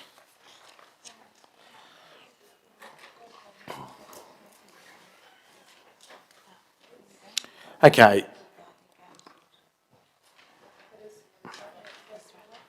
So that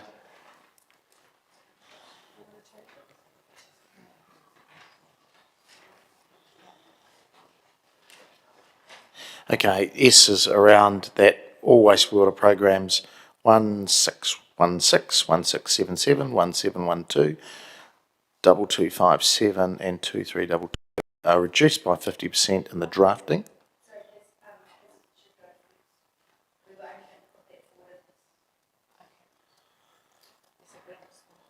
Oh, sorry. Which one's going first?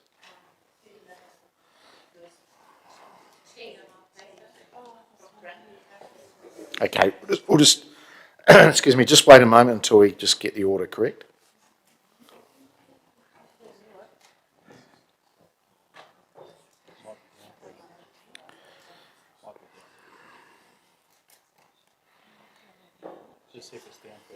Can you just see if it's down further, please?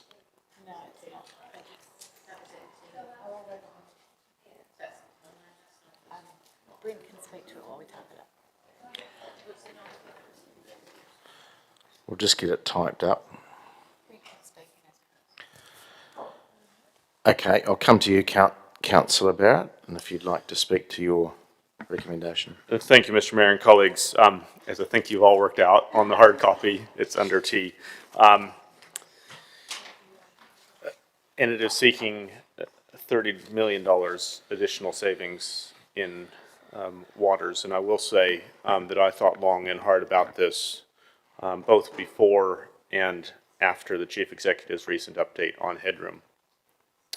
And on reflection, both before and after that update, I have decided to proceed to at least put the question to us. Waters are incredibly serious business, and with the savings, as with the savings that we identified in the legal and critical categories, it doesn't give me any real pleasure or any pleasure at all, frankly, to be bringing this recommendation here to seek further savings. But I do think we need to put the question. So in terms of context, our community, and I'm saying community now because it's council plus our off-sheet mechanisms through IFF, our community is already committing over $1 billion in the waters. So 1 in every $3 coming out of this community over the next 10 years is going into the waters. Now we made savings of $20 million in Appendix 3. 20 million, that's about 2% of that total billion. And we approved that by quite a comfortable margin.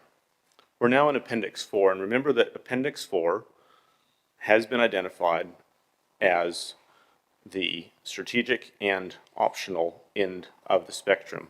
Questioned officers in the last meeting, Appendix 4 was confirmed as lower priority than Appendix 3.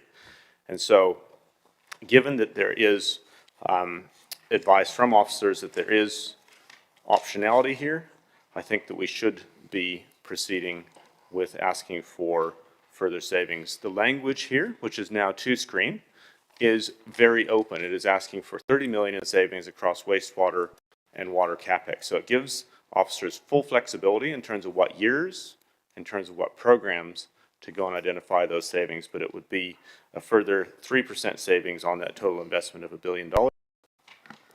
Acknowledge that if all of it were applied in Appendix 4, it would be about 2/3 of Appendix 4, because Appendix 4 is 45 million. But again, this is giving officers full flexibility in terms of years and programs in which to find that savings. And I think it is appropriate that we can take a general approach here and leave it with the officers as the experts to understand where those savings can be realized at lowest risk. Fundamentally, this is a vote about balancing affordability and risk. I acknowledge that this is signaling a slight but a perceptible change in risk appetite. But I think it's a calculated risk, and it's one that we can afford to take. Our waters infrastructure is in generally good shape.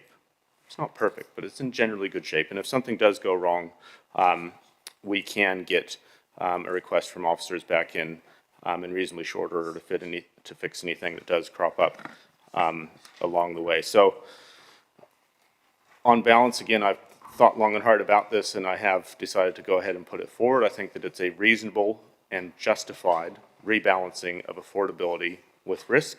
It is $30 million out of more than $1 billion that this community will be investing, and I think it's reasonable so that we can find some more affordability for the community that we do proceed on this basis. We'll have another chance to look at it in February if we need to, but would ask for your support at this stage so that in the drafting we see those savings come through. Thank you. Councillor Hancock. Yeah, thank you, Mr. Mayor. Can I just ask a question, please, perhaps of the Chief Executive, in terms of 30 million is the proportionality of that in terms of the overall waters budget or at wastewater and stormwater, and is this feasible, really? So I think it says water and wastewater, not stormwater.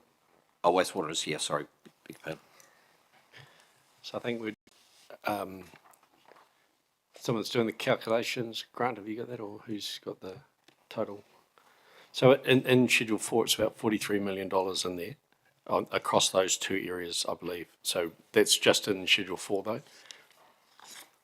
Do we know quickly how much in total? In total, that's across all, Schedule 2, 3, and 4. Assuming not one, or? I assume so. Is that across all waters, across every, yep. So I don't think we've kept the running total, sorry, but might quickly try to calculate that.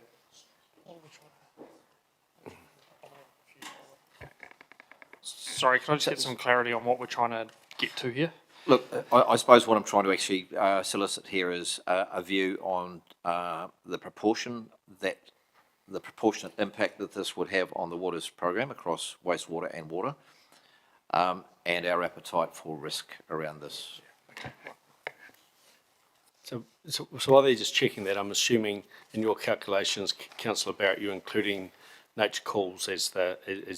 So if you put that aside, then you're talking about this is 10% on top of the other stuff that we've already taken out.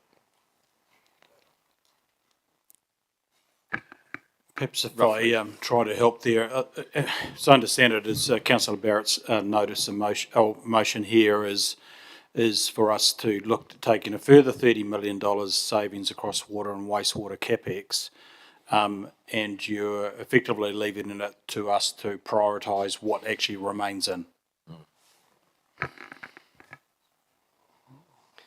Is that feasible? Yes, everything is feasible, but probably the question is, what risk does that pose as well? Yeah. So I think, are you specifically saying take it out of Schedule 4, out of the 43 million, right? Yeah. I suppose the follow-up question is, if we supported this and we subsequently did some work on it, and would we be able to resolve that down the track in terms of being able to rescind it, I guess? Yes, let me just and Chris, I'll get Chris to tie in as well. What would happen in this instance, Council, is if you decided to take this path, if something went bump in the night, or we had an emergency throughout the course of any year in the long-term plan, if it was something critical, we would fix it, and then we would bring a paper back through here seeking additional funding associated with that project or program. That's how we would, so you would be managing things on a as-need basis or a reactive basis, rather than necessarily a proactive get ahead of it type program a little bit across the course of the program. That would be my assessment on it. That's correct. I mean, just to give you an example, within Schedule 4, in the water, there is reservoir upgrade. So at the moment, it's been sitting in there for many, many years on the sort of to-do list. We've been taking the risk on that. It's an issue around resilience. One day it will fail. It is leaking at the moment, and so if we don't schedule it in, one day we'll have to. We'll need to be all hands to the pump and deal with it. So, but that's the risk we're taking every day across a whole lot of areas. And as the Chief Executive said, it just means that, say you've taken Amberley Avenue, that's quite topical at the moment. You've seen some information on that.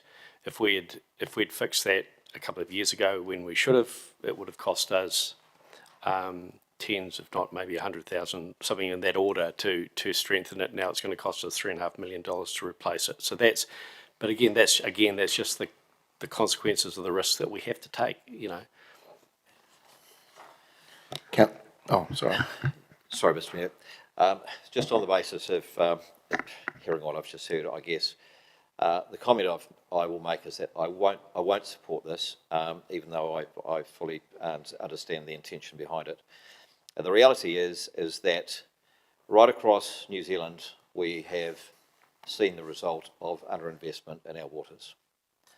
And it gives me no pleasure to say that I can't support this, because it would be nice to be able to take $30 million off the budget and to be able to fit within the envelope that we've actually got. But the reality is that we are the same as everybody else in the country, where we have an investment deficit which needs to be addressed. We've got to keep on top of it. Thank you. Councillor Johnson. Thanks, Mr. Mayor. I am going to support this. This isn't about renewals. This is about capital new. We asked officers to prioritise, and so I'll just remind you that we had 4 levels of prioritisation, and the programmes that are in this attachment for waters are the lowest priority programmes, according to officers, not according to us, according to officers. Now, if any of those programmes was absolutely critical, it would have been in attachment 2 or 3. So I think some of the analysis of the consequence of doing this is perhaps a little bit overcautious. One of the things that we're doing by only proposing to go to a debt cap of 250 million is that sorry, I've lost my thread. One of the things we're proposing is to allow some headroom. And that headroom will be used for just this kind of a scenario where if something did fail unexpectedly or wasn't in the budget, that it could be brought in and some of that headroom used. So you can't have your cake and eat it. You can't tell us that something's critical, or we can't decide that something's critical and something's strategic, and then be told, well, all of that has to be in anyway. We can't say we're going to leave headroom and then say, well, what would we do if something failed? Because that's the whole point of leaving headroom. So my view is this needs to be a balanced budget. We need to be looking at all areas for a little bit of a cut.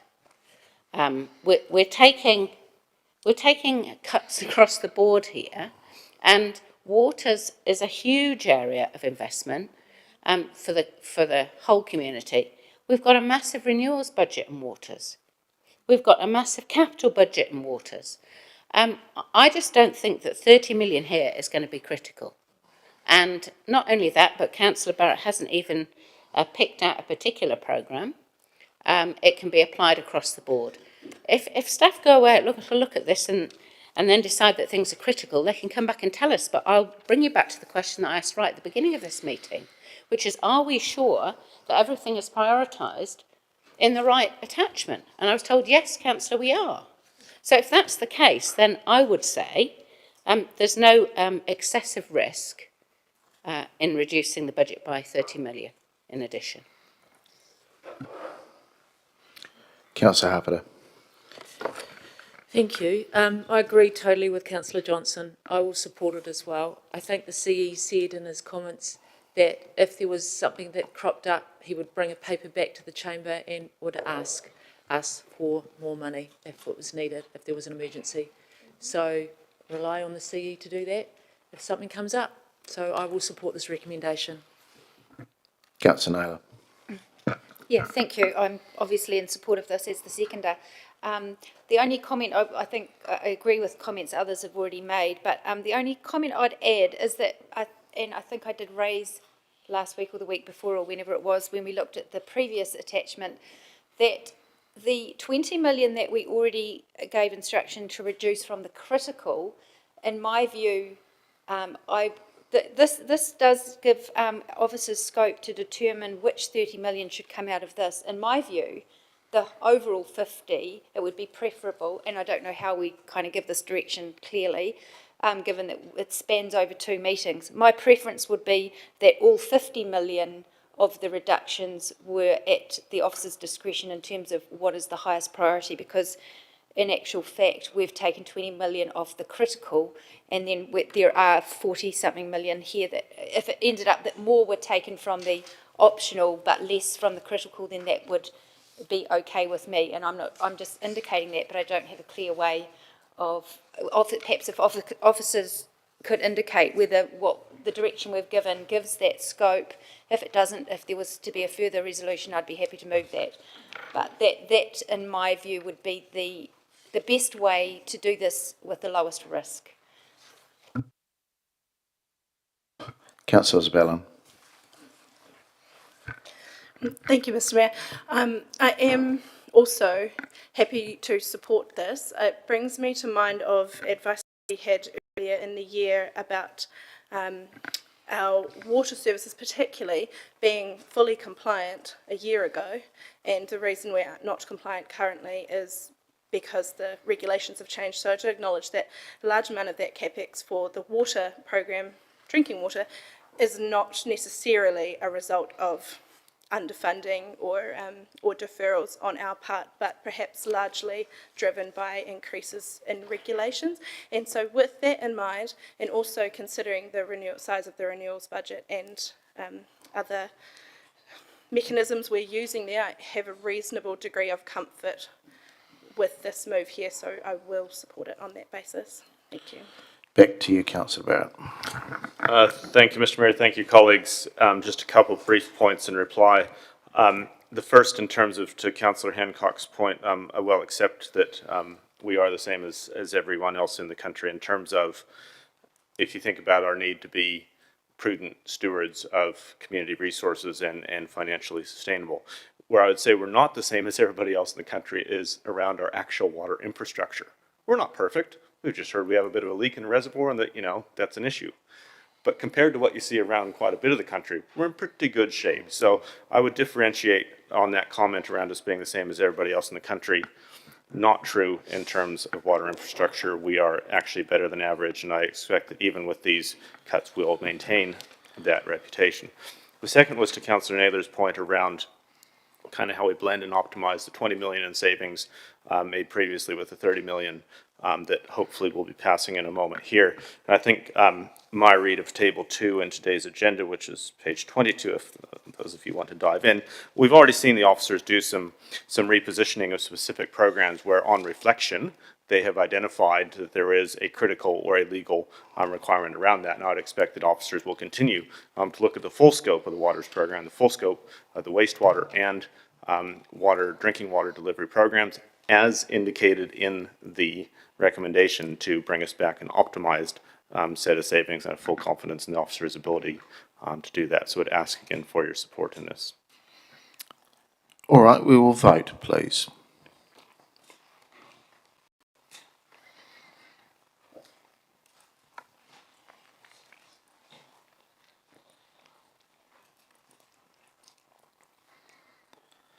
That is passed 13 votes for and 2 against. All right, I'm picking out that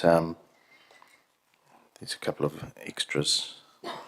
Recommendations are now redundant after that. And we'll go to U, organisational performance.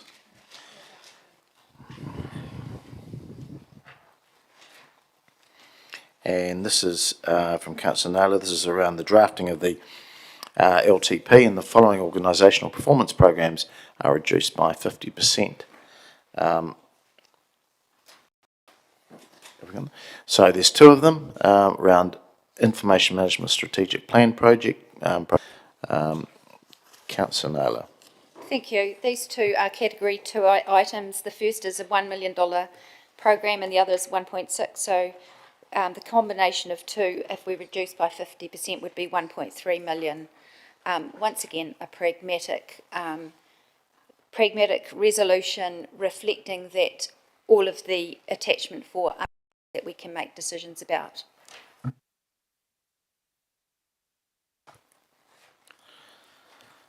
Councillors, I'm not so sure on this one. Smart Cities and Smart Palmy is about doing things better. And I'm unsure cutting it by 50%, because we're not going to save a huge amount, is totally the smartest thing to do, excuse the pun. So I'm not going to be supporting it. This is around getting improvements in sensors through to AI and the way we work. So, and we've got an officer specifically going to work in this space. So it seems odd that we're not going to support it back home here. So I won't be supporting it. Look, I'm fine with the second one, but they're both together, so I'll have to say I won't be supporting it. If you want to take them separately, that's fine. Thank you. Councillor Johnson. Could we just have a comment from staff about implications, please?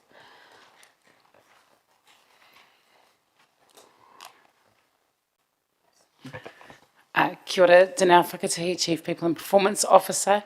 The implications would be that there just wouldn't be enough funds to do everything that would be on that list of things to do. So we'd have to make some decisions about what we consider the most efficient way to use the funds that we do have.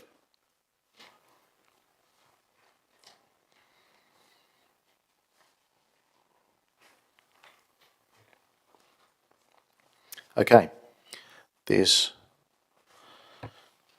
no further commentary, so back to you, Councillor, for any right reply. Thank you. Prioritising the funds that we do have is absolutely what I think we need to be doing. And just to the Mayor's point, the officer is an operational cost, so I presume that work would continue. This, as being a capital expenditure, means that, as the officer has said, the capital spend would need to be prioritised within the 1.3 million across both of these programs as opposed to a 2.6 million. And obviously, as with any LTP, if we're in a better position in 3 years, perhaps we can relook at it. But this is, I think this is a pragmatic way to reduce what is still far too big a capital program. Okay, councillors, we'll do T first, which is around smart cities. If you could vote, please.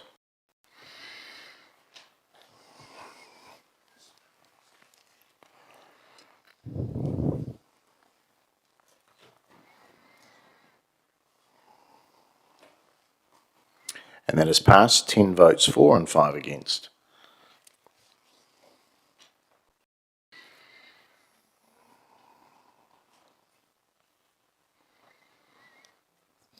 And the next one, which is, when we get it up, is U, please.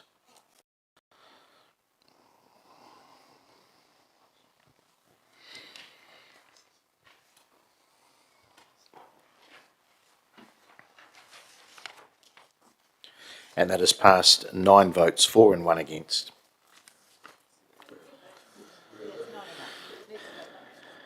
Okay, something's not happening right with our tech. So can you please just make sure you're voting and we just make sure we get the numbers in. We're going to vote again just on you again, please.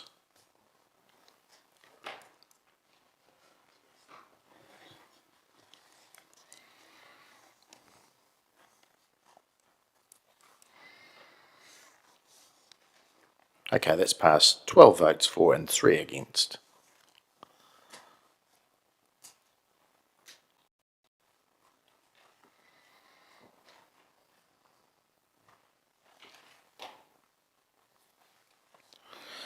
Okay, we move through to V, which this is around active and public transport. That the Pinity program and the draft LTP valued at 41 million, program 2013 and 2359 be tagged for inclusion in an IFF or a PPP funding partnership pending confirmation of general eligibility of IFF and PPP for NZTA Waka Kotahi co-funding in the drafting of the 24 to 34 LTP. And that's from Councillor Bowen. I could have saved you some time there, Mr. Mayor. As Councillor Barrett mentioned earlier, I thought about this hard when we had the situation that we thought we had last week. Since then, we've had a change of information about debt headroom. This was never about reducing the amount of funding, it was about shifting it off our books. And I think on mature we might have drunk the Kool-Aid a little bit on IFF. So I would withdraw this motion, please. Okay, done. Right. No, W. That program 2057 shared pathways, new and link improvements be reduced from 55 million to 20 million to fund the Ashurst and the Fielding shared pathways at a reduced quality and the drafting of the 24-34 LTP. Councillor Wood. As last time, Mr. Mayor, would it be appropriate to discuss this and X at the same, Y, apologies, at the same time, but vote separately at the end? I'm just noting we only have 25 minutes left.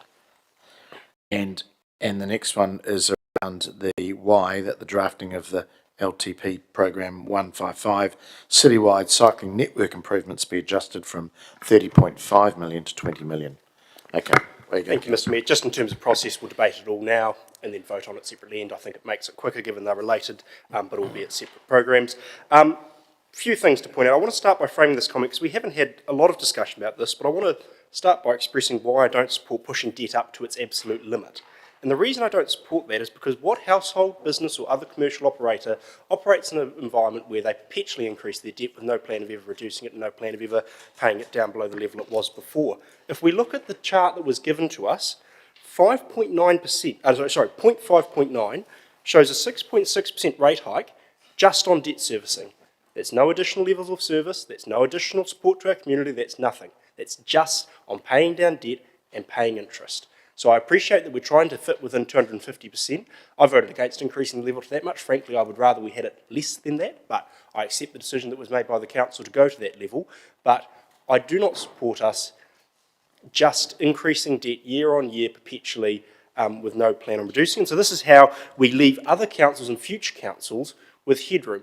I recognise, Councillor Watson, I recognise we're paying down debt, but the gross amount of debt is still increasing year on year, and that's what matters, not just whether we're paying 176 million down, because if we re-leverage all of that, well, we haven't actually decreased our gross debt. So, right, what was the point I was getting at, is that these are two ways that we can make a reasonable impact on this level. Every council, I spoke to a number of councillors about the shared pathways, and all the councillors I spoke to said, oh, well, that must be funding Fielding, Ashurst and something else. Surely it can't cost 55 million for just those projects alone.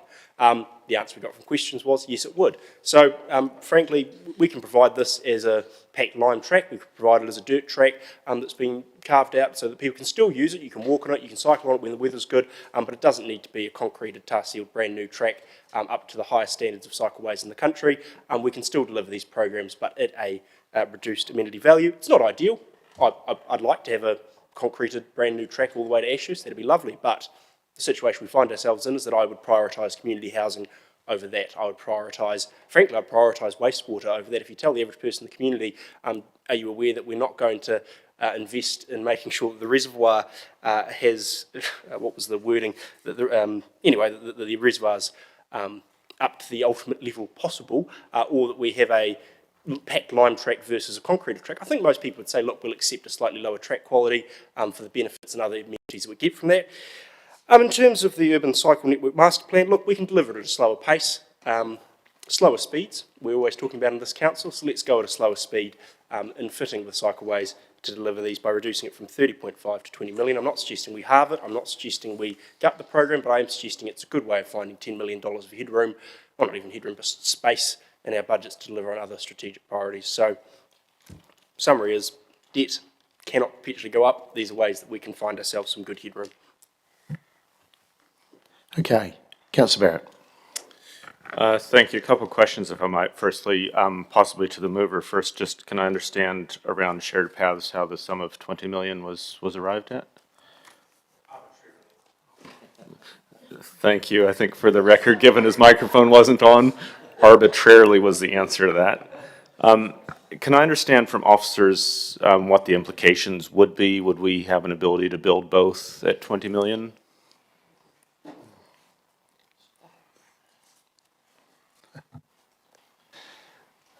Bryce Hosking, I guess Group Manager Acting Transport for this question. I don't know is the simple answer to that. I tried to provide some supplementary information leading into this with a bit more detail on those two different pathways. In some cases it does require buying property as well. Yes, there could be an opportunity to be reducing the scope and considering different treatments. But in terms of could we do both of those with a $20 million less? I don't know, is the simple answer. Thank you. And to clarify as well, I understand Manawatu District has pretty well completed their half of the Fielding to Paradise Path. Just wanted to know, was that a dirt path? No, quite a bit of it is asphalt. It's an asphalt path. Correct. Thank you. I might speak briefly. Can I just check on process? We are taking both together? We were going to do them separately, weren't we? So voting on them separately, but comment on both of them. Okay, thanks. Look, I think I'll leave the shared path one to speak mostly for itself, in that while there's some uncertainty around the exact quantum, and I will be the first to acknowledge that I'm not sure that 55 million is where we need to be, and the supplementary information did identify that some of those were generous in terms of contingency and engineers' estimates. I'm not prepared to accept that $20 million is actually going to get the job done to any decent standard. And given that, there is some complexity to work through in both of those corridors in terms of the engineering challenges and the land acquisition challenges and some of the natural features in the landscape, I think at this point it would be far more prudent to keep the budget where it is and allow officers to come back with some optimization as we go. The main thing I wanted to speak to here was around the urban cycle network, though, and will say that I do find this one particularly challenging. And I'd first acknowledge that, you know, while we're trying with this to save $5 million for us and $5 million for Waka Kotahi, that this is a proposal which disproportionately targets the active transport and safety in our urban streets. Our total transport budget is around 500 million if you actually look at it. And so in trying to save this 5 million here, that's about 1% of the total budget. But it's a full third of the key flagship active transport project that we have as a city. I'm not saying it is an easy project. I'm not saying it's not a contentious project at times, but it is a fundamental project in terms of our strategic direction delivering on our goals. And so I find an ask to cut a third of it when we're only seeing a 1% trim across the whole budget to be disproportionate in the extreme. And I think it's even more extreme when we look at who would bear the risk of us not moving there. When you think about a car on bike accident, who bears that risk? Well, we're just telling those people to keep on bearing the risk if we go ahead with these sort of cuts. So I think it is an unfair approach, and on that basis alone should be voted against. But since it is very targeted around cycleways, and since, yet again, this is being raised in the chamber fairly recently, I'll give you a few more reasons to vote this down. Fundamentally, these are the wrong cuts to be making. These are the cuts that will cost people of all ages their independence. They're the cuts that will cost people safety, in some cases cost people their lives. They're cuts that will slow delivery of the basic network that we need within a rapidly growing city for multimodal transport. They're cuts that will keep forcing people into cars. They're cuts that will keep forcing households to add extra cars in during the cost of living crisis, just so that they can get from A to B. And fundamentally, these are cuts that cost hard-earned cash. For every dollar that we cut here, we lose 50 cents of external revenue, or in this case, 10 million. We lose $5 million of non-rates revenue coming into this community to build an essential resource. Officers have put forward a very modest budget on the urban cycle network. New Plymouth has just signed off on one project, $14 million. We're talking about $30 million across 10 years. We need to be supporting ourselves in this and ensuring that we do deliver a quality network over time, that we're prepared to back our master plans, and we're prepared to invest in our strategic direction. So I'd ask for your support in voting both of these down when they come to the vote. Our urban cycle network is absolutely worth doing properly. You know, we've had two kind of major experiences around this, right? One was College Street. We tried to do the kind of budget version on College Street. It didn't go well. We were out with angry meetings and everything else pretty much straight away. Featherston Street, I mean, it hasn't been a cakewalk, and officers will definitely back that up. But it has been much better because we have invested in quality engagement, consultation, and design to get us through the process. And again, trying to squeeze extra bits out of this budget, it's already a very modest budget, is potentially setting us up for a much more difficult and substandard outcomes in the end. So we, as a community, we simply can't afford these cuts. I would ask you to vote them down. Thank you. Could I just ask a question of the officers? Because this is $80 million that we're talking about, and I just heard that we've got half of it. Is that, or a very good chance of getting half of it via our far rate, NZTA far rate? Is that correct? We have included that in our application to Waka Kotahi. Right, okay. It does meet their criteria. Okay, that's fine. That's all I need to know. Good. Okay, thank you. So back to you, Councillor Wood, for right of reply. Thank you, Mr. Mayor. Look, I can probably read the room on the urban cycleways, but you can't fault me for trying. But what I will do is really encourage you to support me in V around the shared pathways. The reason being that, as we've said today, this is the drafting of the long-term plan. Officers haven't come to us with options of different qualities for these programs because they haven't been expected to, because they haven't needed to. So I think give our officers the indication that we would like to see different optionality around the delivery of that pathway. If they come back and say it's going to be a goat track and it's going to be this terrible and bumpy impossible cycleway or shared pathway, well then absolutely at that stage we'll look at increasing that budget to 30 or 35 or 40 or whatever it needs to be, because as Councillor Barrett rightly pointed out, I don't have a report that I'm basing this $20 million figure off. There is no report that exists. So I'd hope you'd support me in indicating that we don't accept $55 million as a reasonable figure to deliver those two programs, and that we can look at an alternative way of delivering that in terms of quality. So at that point, around Fielding's Path being Tarsia, well, sure, we're not Fielding, and so our budgets are different and our restrictions are different. At the end of the day, we're facing different cost pressures to what they are, so I think it's perfectly reasonable that we look at delivering this through a different network. And then just finally, as a push for W on the off chance that somebody does consider it, if you ask the average person in our city, do you support resilience at the city reservoir or do you support another cycleway? I think most people would rather resilience at the reservoir, but we just cut that, so I think we have to look at this and we just made a $30 million reduction, of which $45 million that is a part of the program there. So just reduce the budget. Of course, the details are yet to be seen by our officers. But the point I'm trying to make is the swath of reductions, the $30 million swath of reductions we just made to water, there are some major important programs that aren't going to be funded because of that.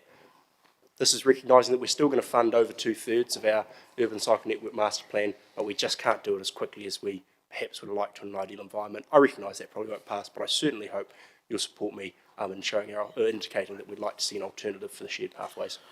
Okay, we're going to vote for V first, and then we'll do W second. So we'll vote for the shared pathways one, V first, please.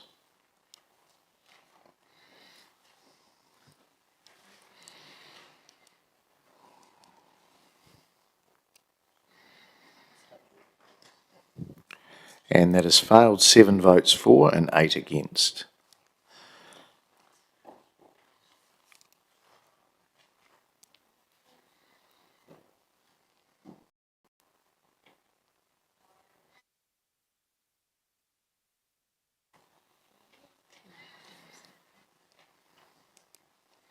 Okay, we will go to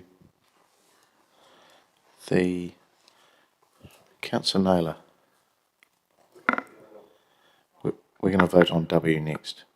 Yep. Do you want to do that first? Can I was going to ask if I could add a further recommendation, given the closeness of that vote, to ask officers for a report back or some additional information on options to inform future decision making. Put something up and get a seconder. Thank you.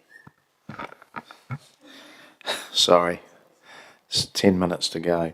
Right, we're going to vote on W.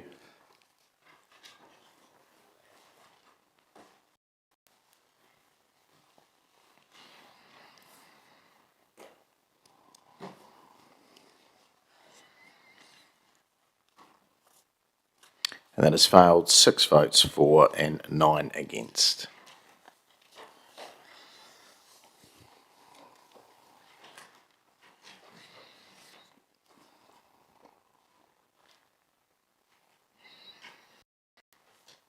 Okay.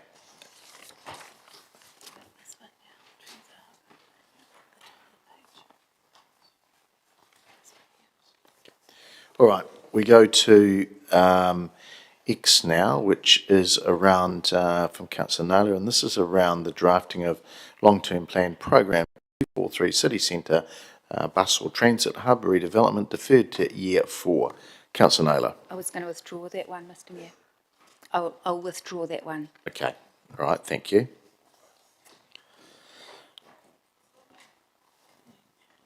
Okay, we go to roading, and this is Z cars. This is program 159, Kelvin Grove Road safety improvements of 11,881 million. Proceed, and that program 2335 Stony Creek Road safety improvements of 11,098,000 be removed in the drafting of the long-term plan 2434. Councillor Barrett. Thank you, Mr. Mayor, and much like Councillor Bowen with an earlier one, this is something that if I'd had the send button hit 15 minutes later, I think I probably would have done it differently. Quite happy to withdraw. Thank you. Okay, thank you. Okay, we then go to the next one, which is from Councillor Naylor, that in the drafting of the 24-34 long-term plan, the following roading programs be reduced by 50%.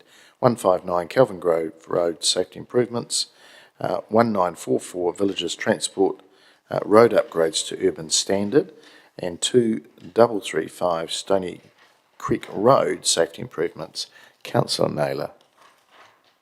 Thank you. Once again, these are pragmatic options, given that these are all in attachment, the optional part. These haven't got, some of these are over a number of years, and my thinking around this would be to prioritise the available funding at a reduced rate to the most important aspects of those programs. Thank you. Councillor Barrett. Thank you. Just briefly, why I withdrew the prior and why we'll be voting against this. Fundamentally, these are about road safety programs. I don't think actually we should be shirking our duty here. So let's, make sure that we don't build half of a safe Kelvin Grove Road and half of a safe Stony Creek Road. Let's invest to the level we need to make sure that those safety improvements are delivered. Councillor Barn. Thank you, Mr Mayor. I just wanted to seek an officer comment on whether you could do half of a Stony Creek Road safety upgrade. Maybe just before we answer that question, we just realise there's an error in the material. So there's no, it doesn't show us any external funding on 1944 village transport roading upgrades to urban standard. So that should be half funded from, or 51% far rate as well. So all three of those programmes receive 50%? Yes, all three of those programs should receive the far rate, yes. Thanks. But I'll let Bryce talk to the substantive question. I guess the way, if this resolution passed in the way we could do it, for Kelvin Grove Road, for instance, we would have to do less dips. So I suppose you've got the different dips, and then you've got the widening of the road, and also the dealing with the intersections. We would have to prioritise that work, and I guess potentially do 2 of the dips and not the other 2 would probably be the only way to give effect to that. Stony Creek Road essentially needs to be widened entirely and needs quite a bit of work done in terms of the contour to it and also the drainage. So to give effect to that one, we would again have to try and remove some scope from that. I'm not quite sure what element of that we would do. Potentially less of the drainage work, however that could have some implications on the neighbouring residents. In terms of the village upgrades, that could be done. Essentially we would just be doing it at a slower rate, and we would have to prioritise the village work over another village, essentially. Thanks. Okay, thank you. Councillor Hancock. Yeah, thank you, Mr Mayor. Just to really just, I suppose, speak in support of Councillor Barrett's comments, not really willing at all to compromise things which relate to road safety. And it was only on Saturday that I actually drove along through the dips on Kelvin Grove Road. There is now a significant number of properties that their driveways actually come out onto that road. And as I was driving along there, I was very conscious that some of the people pulling out of those roads actually will be doing so blind. So, and that piece of work has been on our books well before my time on council. So it's been around for a long time and needs to be done. Thank you, Mr Mayor. Before I go to Councillor Johnson, look, the Kelvin Grove community have been at us for quite a while. I can remember giving a community update at the Kelvin Grove Community Centre, and it got feral with the whole road turning up and wanting to know why we hadn't done things. So, not sure this sends good signals to those ratepayers. And I think for all the very reasons that Councillor Hancock's spoken, there's more and more houses out there now too. So as we urbanise out that way, I think we've got to accept that we've got to put some safety improvements in place. I get that we're trying to cut some budgets here, and I do understand that. I'm just unsure this is the right place to be cutting. These have been around for quite a while, and the villages one. Well, I mean, do we need to go there? No, I wouldn't be. Councillor Johnson. I agree with you, Mr. Mayor. I'm not going to support this, and I'm just going to speak to the Stony Creek Road situation. I mean, 20 years ago I used to live on Stony Creek Road, and it was bad enough then. Can't imagine how bad it is now with all the extra houses that have gone in there. The Kelvin Grove Road 5 dips, when I first came into council, that was in the long-term plan, and it just, every single long-term plan, it gets pushed out and pushed out and pushed out, and there does come a point where it needs to be addressed. The other thing about that road is it is extremely narrow, so if you meet a big truck or something unexpectedly coming towards you in one of those dips, it's quite an unpleasant experience, I can tell you. And in terms of the villages, like before we came into this prioritisation process, we were presented with a list from Bunnythorpe.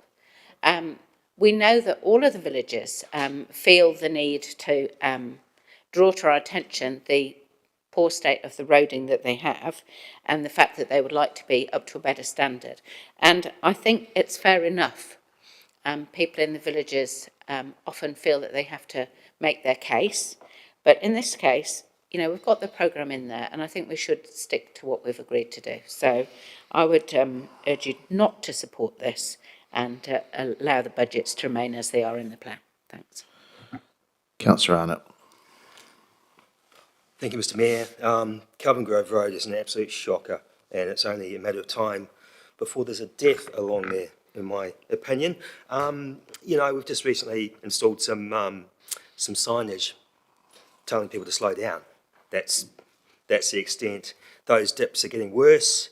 There's people with cars with safety collision alarms coming up on the dashboards because of the dips. So honestly, no more deferring. It needs dealing too. So I won't be supporting this. Thank you. Okay, back to you, Councillor, for any right to reply. We won't? Okay, we will vote, please.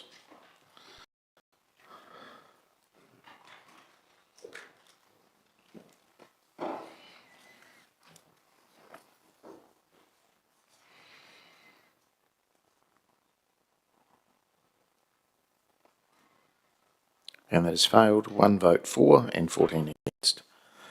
All right, we will go to AA now.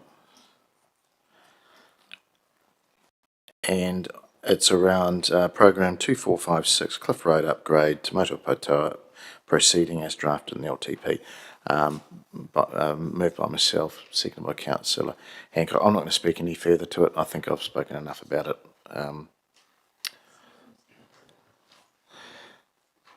I said I hadn't spoken to it. I haven't cut anybody else out. Councillor Bowen. Thank you, Mr. Mayor. I just wanted to ask if it was correct that Cliff Road upgrade doesn't attract the far right.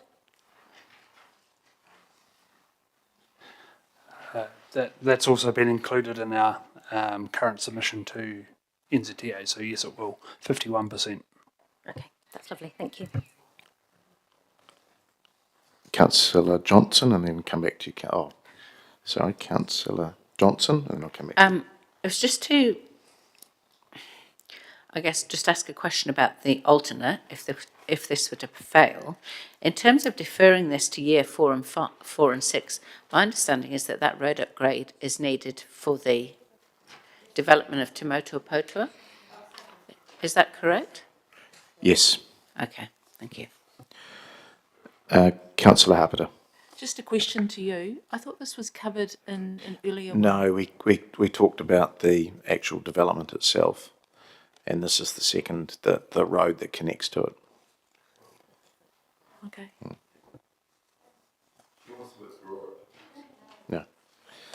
No. So anyway, I've got it up there to be supported, and I'll ask you to vote. I'm wary of time.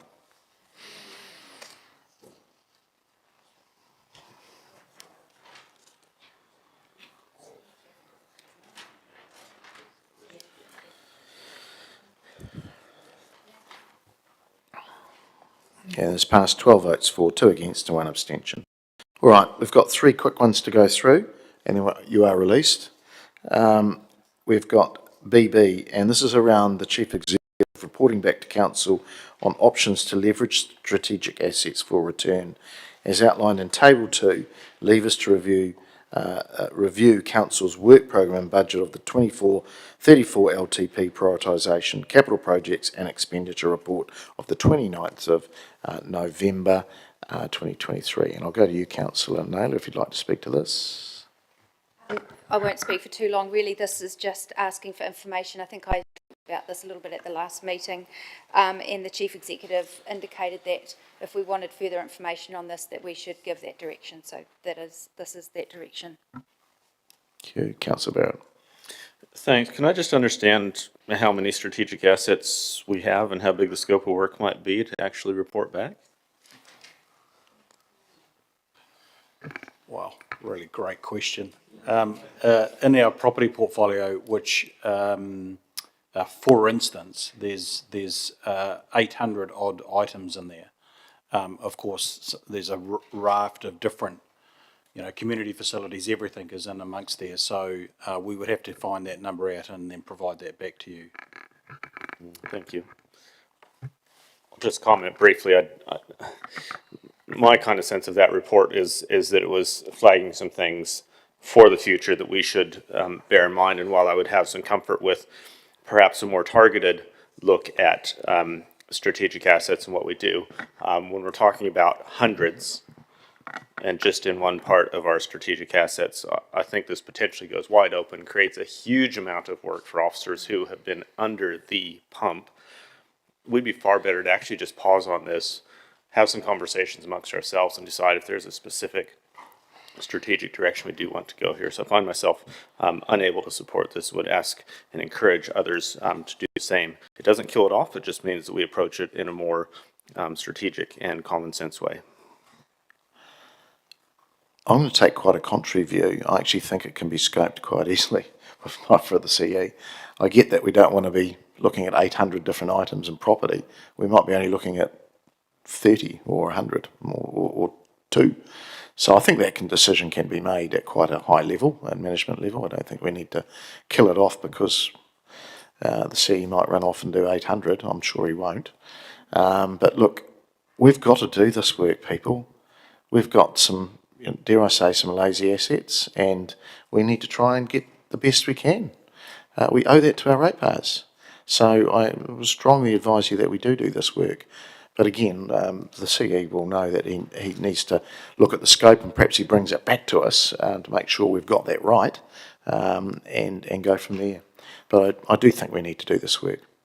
Councillor Harper. I definitely agree with that. I think there'll be a long list and then there'll be a short list, and then once we see what the short list is, we'll be quite excited. So I think that'll be quite good to give the Chief Executive something to do over the Christmas holidays. He loves his job. So I just think that this gives a good, clear direction and be good for our prioritisation after Christmas. So thank you very much. Do you want to write a reply? Yeah. Yeah, I mean, I think we've just got to look at this. If we want to look at things that we really can't fund just from our ratepayers, but if there are projects that we want to grow, such as additional social housing or other things that we've talked about today, then we've got to think more laterally about how we might fund those. And I think a really obvious place to look, which has been identified by our officers when they listed those levers, was some of our strategic assets. So I would urge you, I think there's some real big opportunities here that we need to at least consider. Okay, we will vote, please.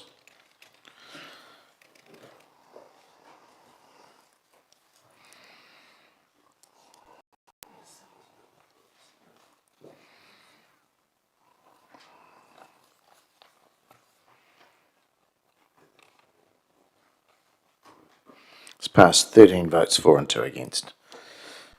Right, and our next one is around the priority 3 grouping individually. And that category 3 items be removed from the budget, and there's a list of them there from Heritage Makers, the events trailer, recycling drop-off, Tip Road, lead lighting, conference and function centre upgrade, stormwater, land purchase, streetscape, and transport unsubsidised seal extensions. It totals 6.4 million, and over to you, Councillor.